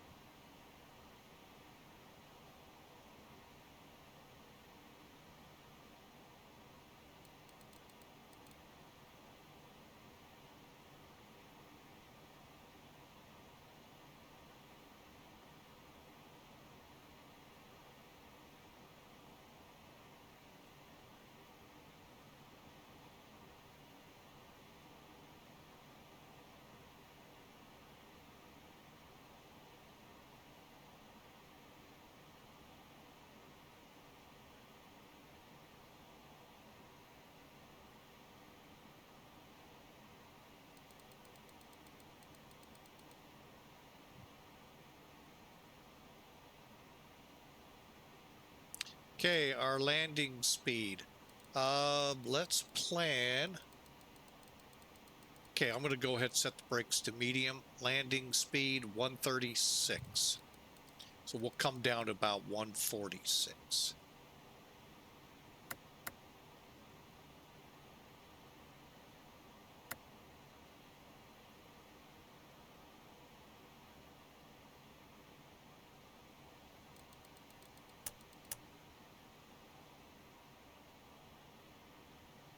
All right, let's slow this beastie down to 240.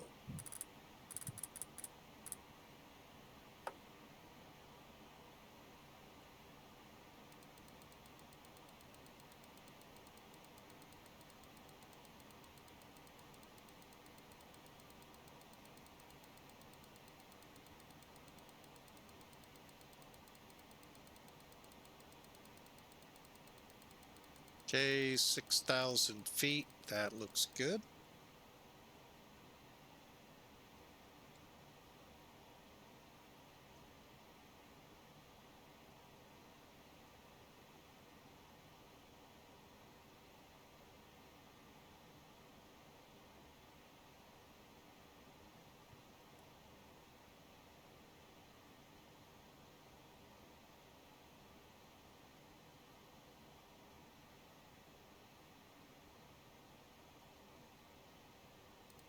Approach checklist, please.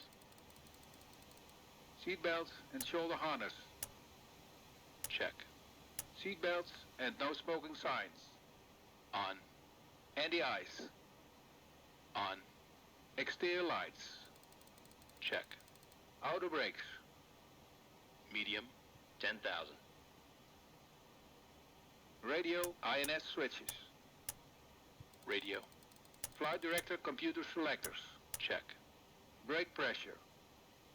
Check. Altimeters. 1013. Set and cross-check. Landing data, EPR and airspeed bugs. Set and cross-check. Seatbelts and shoulder harness. Check. Fuel panel. Check. Fuel heat.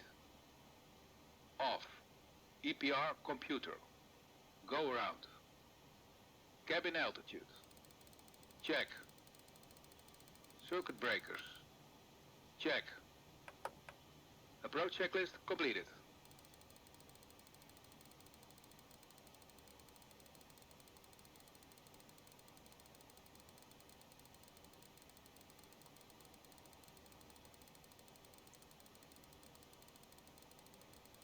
Even though it's kind of hard to see, actually, I'm going to go ahead and put that in a little bit. Now you can see them. All right, so here we go. Oh, we need to slow down again. All right, we're going to slow. Come on, girl. 1,000 to level off.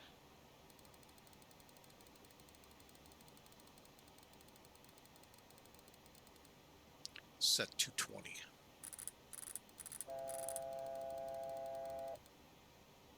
All right, so we're getting very close to bulky, which means we're going to set let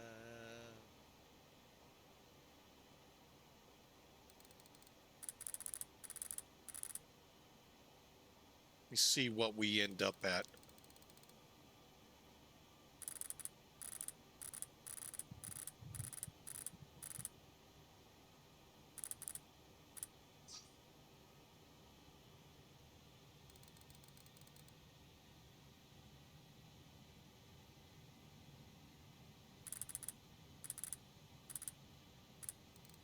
See how she's starting to descend on her own? Okay.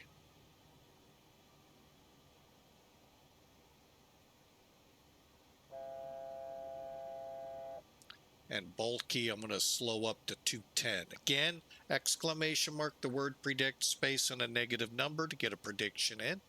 Hope you put one in. See who gets the closest. I know of two. I haven't been able to check much here. coming in, and we're at 5,000.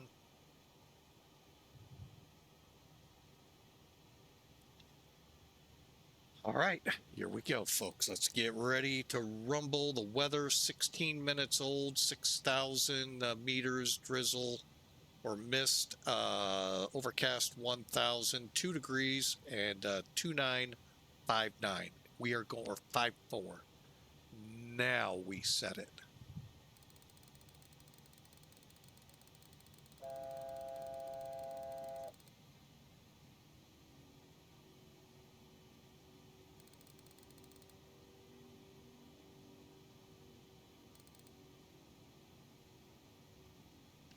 Now, if the controller gives me trouble, guess what? He can just deal with it because I'm too close to have to deal with something like that.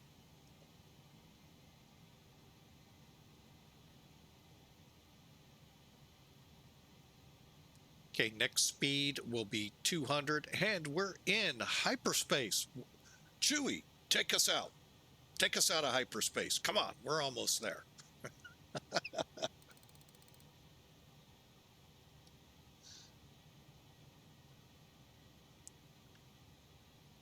Okay, we're at 5,000. Our first fix is at or above 4,000, descending to 2,700.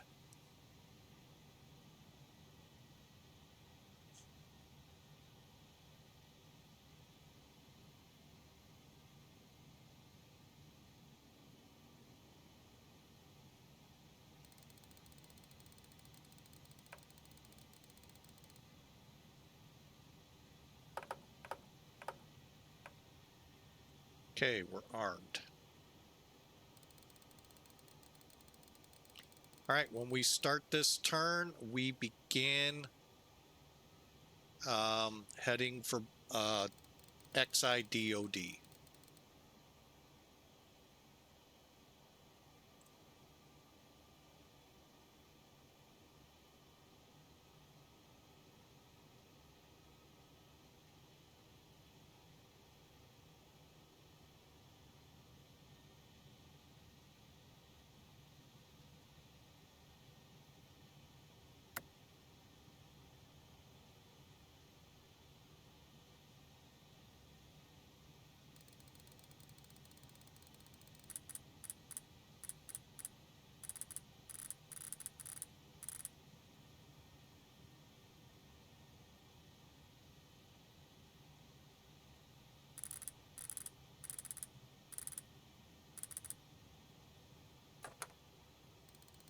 Flaps 1.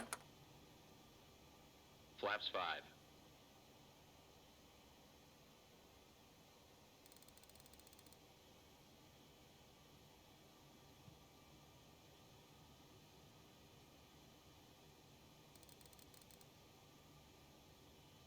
Localizer alive.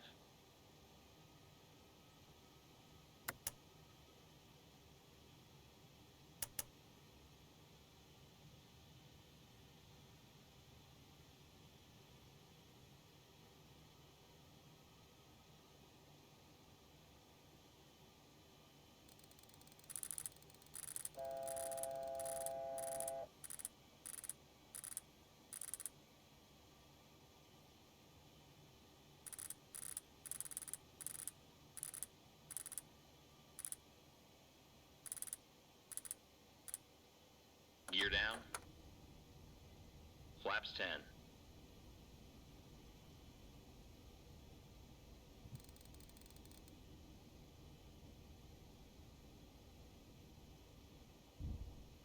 All right, we are on the localizer glide Gears slope. down, Stand green light. by.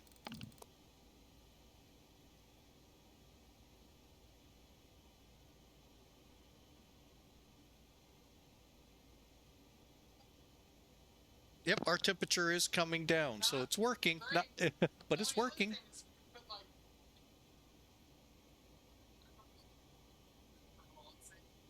All right, well, we're closing in rapidly. We're at 9 miles. Let's go ahead, slow us to 145. It's about time, Chewie. You got us out of hyperspace. Man. Right, we're 2,000 feet. Current says 1,000 we should break out. I am, like I said, setting us up. Oh, we can't. Oh, great. I meant to do that before the glide slope. Oh, well. Oh, wait. There we go. Flaps 20. Flaps 25.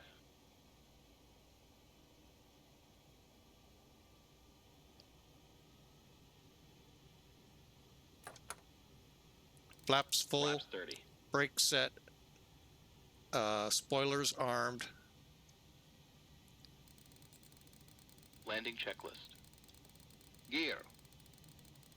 Down and check. Down and check. Flaps. Flaps 30. Okay, got Flaps the ground 30. popping out here. Spoilers. Armed. Ignition. Flight start. Anti-skid. Check. Altimeters. 1000. Set and cross-check. Landing checklist completed.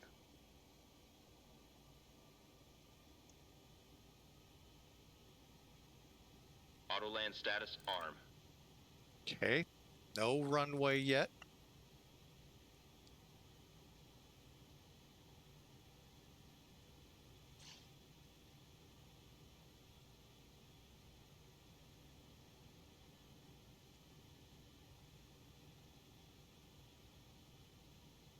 I would say we're out, but we got 6,000 meters to deal with, so I don't see a runway. And you know what? I don't know if I've been to this area. Oh, I have a runway. How about that?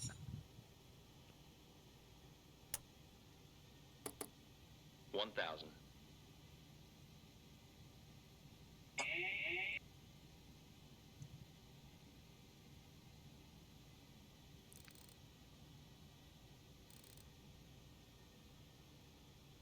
Ramstein traffic, TWA 121, approximately 3 mile final 426. Gear down. Little high. Could sidestep, although we're not briefed for that runway. 500.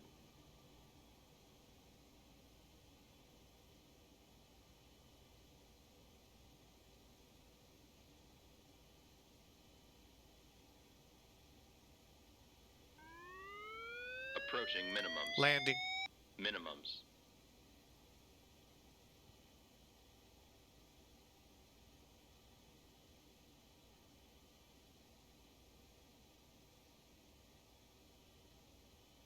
Sync rate. 50, 40, 30, 20, 10. Check reverse. Okay, we'll idle reverse for now.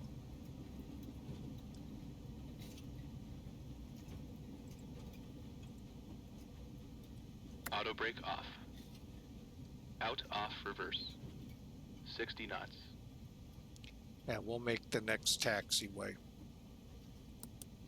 All right. Love it, love it, love it. I don't know what we did for the feet per minute, but that felt like a really good landing.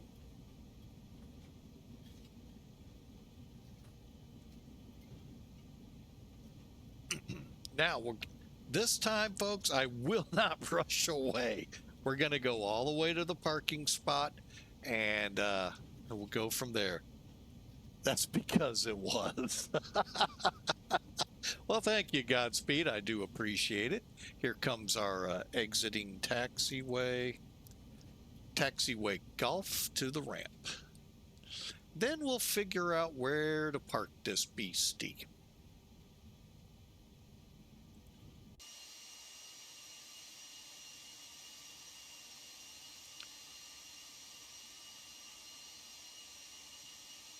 And Ramstein ground TWA 120 heavy. Clear 26 to the ramp. Roger, follow me. I have the follow me in sight. TWA 127 will, I guess, follow him.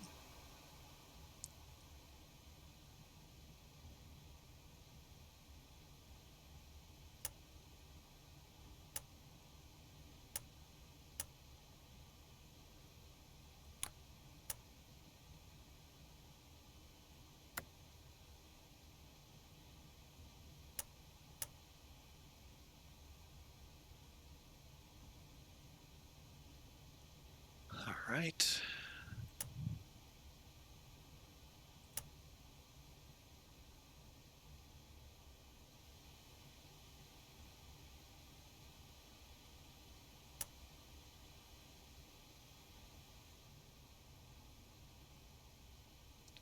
Right after we clear up, I want to finish some things here before we bring it in.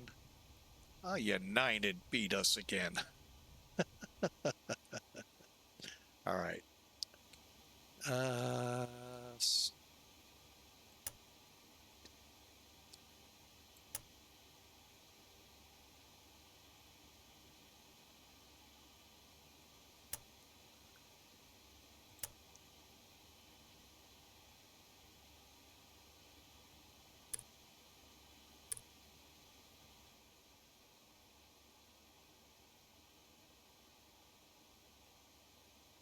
Uh-oh, something turned off that shouldn't have.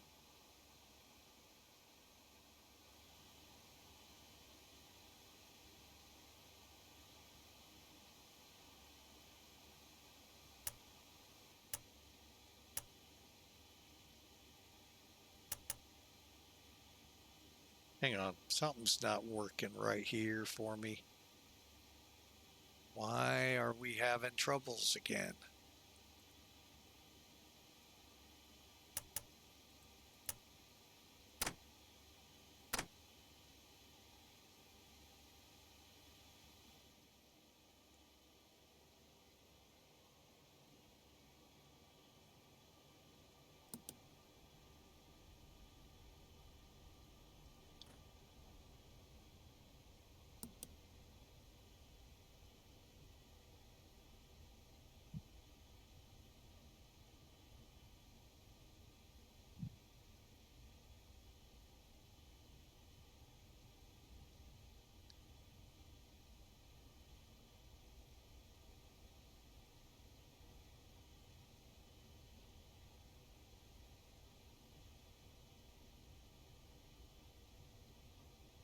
Why is heading out?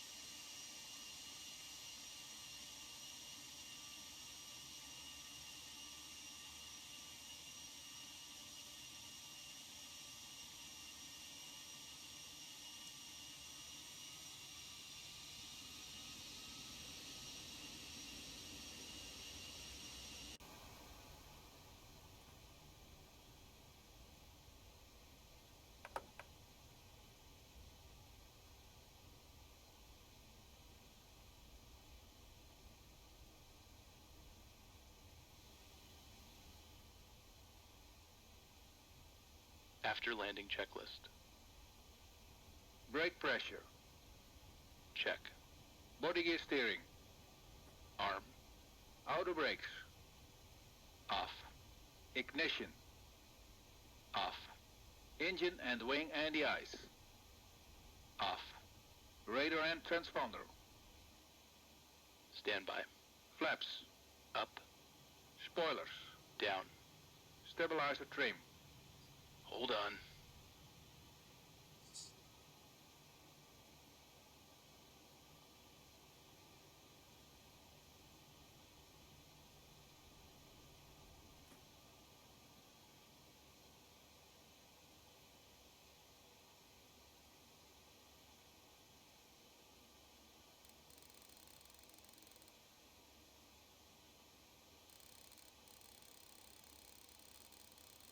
Seven units. Outflow valves. Open. Pressurization mode selector. This. Manual. Aft cargo heat. Off. APU. Check. Checklist completed.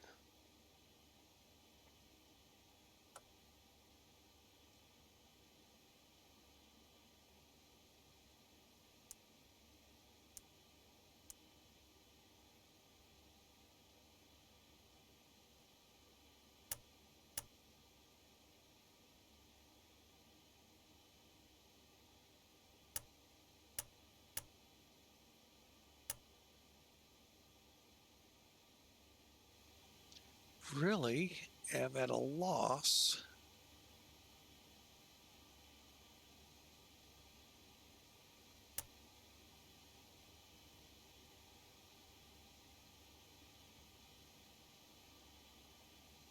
Okay, we're going to do it the old-fashioned way, dome light.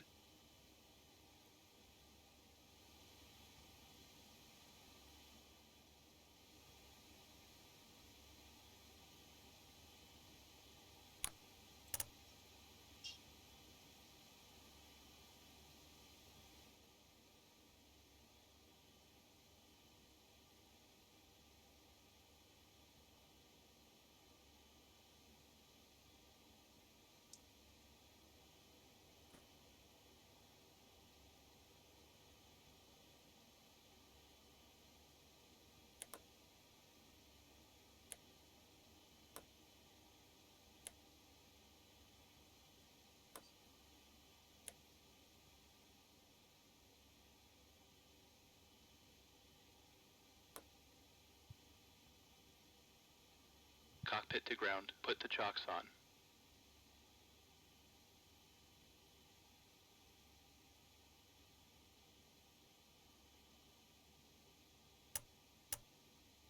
Chocks are on.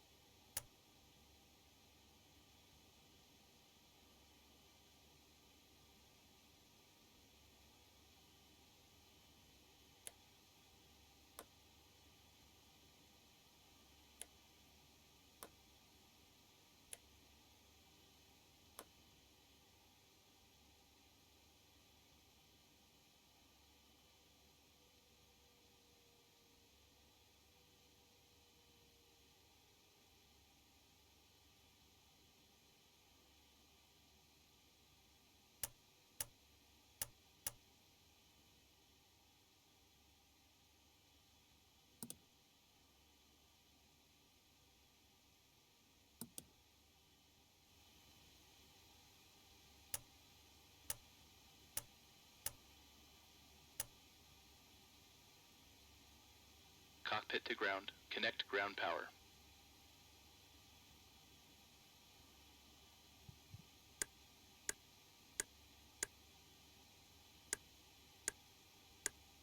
Ground power connected.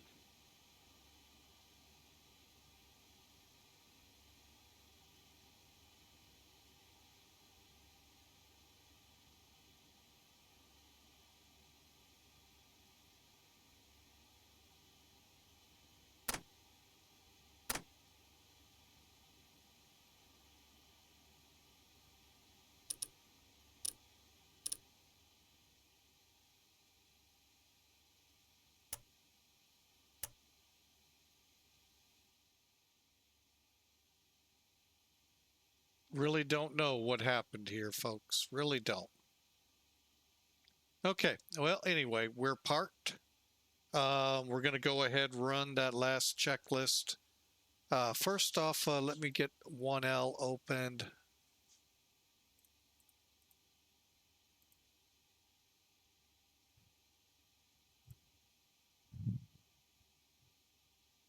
Get them deplaning. All right, let's run that last checklist. All right, secure cockpit checklist. Brakes. Hold on.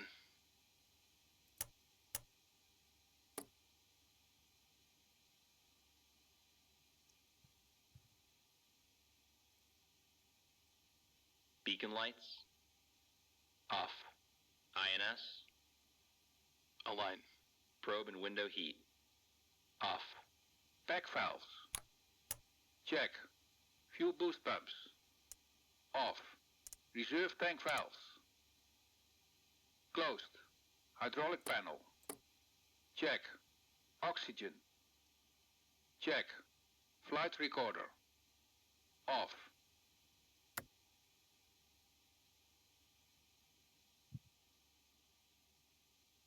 Emergency lights. Off. Radar. Off. INS.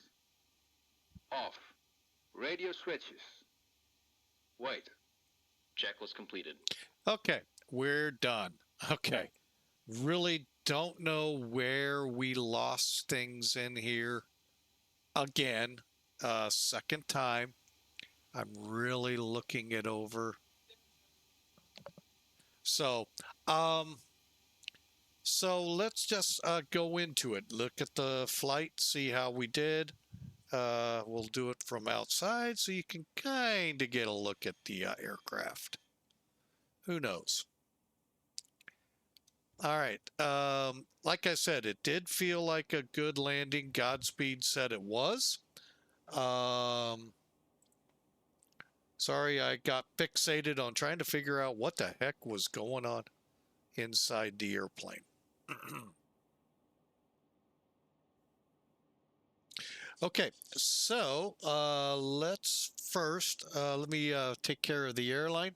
They got us at 258 feet a minute. Oh, wait a minute, is that correct?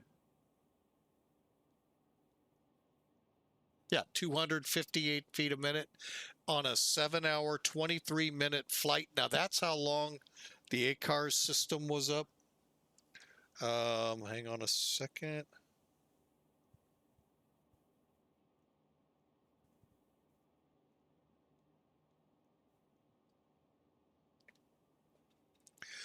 So we'll file the PIREP.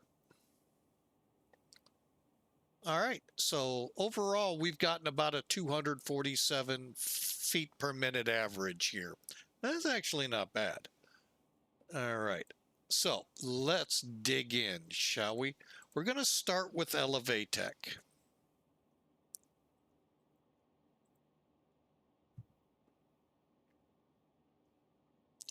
Now, Elevatech, you can see that blob we were supposed to fly through. Looks like it's a little behind us. So let's come up here first, click complete.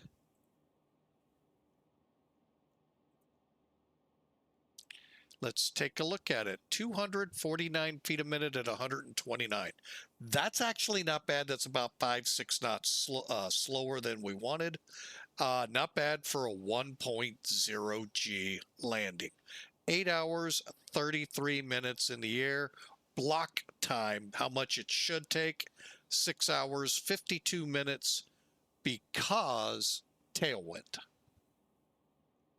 Not bad, but that's all you get with Elevatech. Some of you would go, that's all you need. Well, let me show you Sim Toolkit. Sim Toolkit's a little more in depth, a lot more tools, a lot more for us to learn from. And if you're not in this to learn, hey, fine, enjoy flying around. Hey, nothing wrong with that. Looked like a really good feet per minute there. Let's see what it turned out. You all saw it. I wasn't watching for it. 207 feet a minute. Holy mackerel. Usually they're worse. All right, so let's view the details, and what you're going to see is what you see with Volanta. Okay, you get your flight details and all of that, and then your landing. And that's about as far as you go, and that's where, so far, ElevaTech is going. Hopefully we go a little further. So 7-hour, 18-minute fly time, 3,300 nautical miles, and just under 80,000 kilograms. Look at that, 1.1 G. So you get where we've landed up here, 207 feet per minute at 129. Not bad. Now, here's where I call a good or bad landing. Those numbers are pretty good. Uh-oh, I think they wanted us on 27. Yep. How did I know that? Oh, wait a minute. Where's the blue? Oh, there's the blue dot. Right there. Tells you it all. And threshold distance. I'm only 100 feet from it. What? No. And 600 feet off. No, we landed on 26. That happens, unfortunately, but we can tell a lot of things here. Looking at it, I'm going to say we were every bit of 10, 20 feet off center line. That's not necessarily good to do, especially on 150 feet. Wide body. Narrow body, yeah, it's fine. But from the threshold to the first big set, that's 1,500 feet. 500, 1,000, call it about 1,600 feet. There's the barrier, and then there's the 2,000 foot mark. So we did really good getting her on the ground. We were a little to the left, fine with that, but we ended up parking, I think,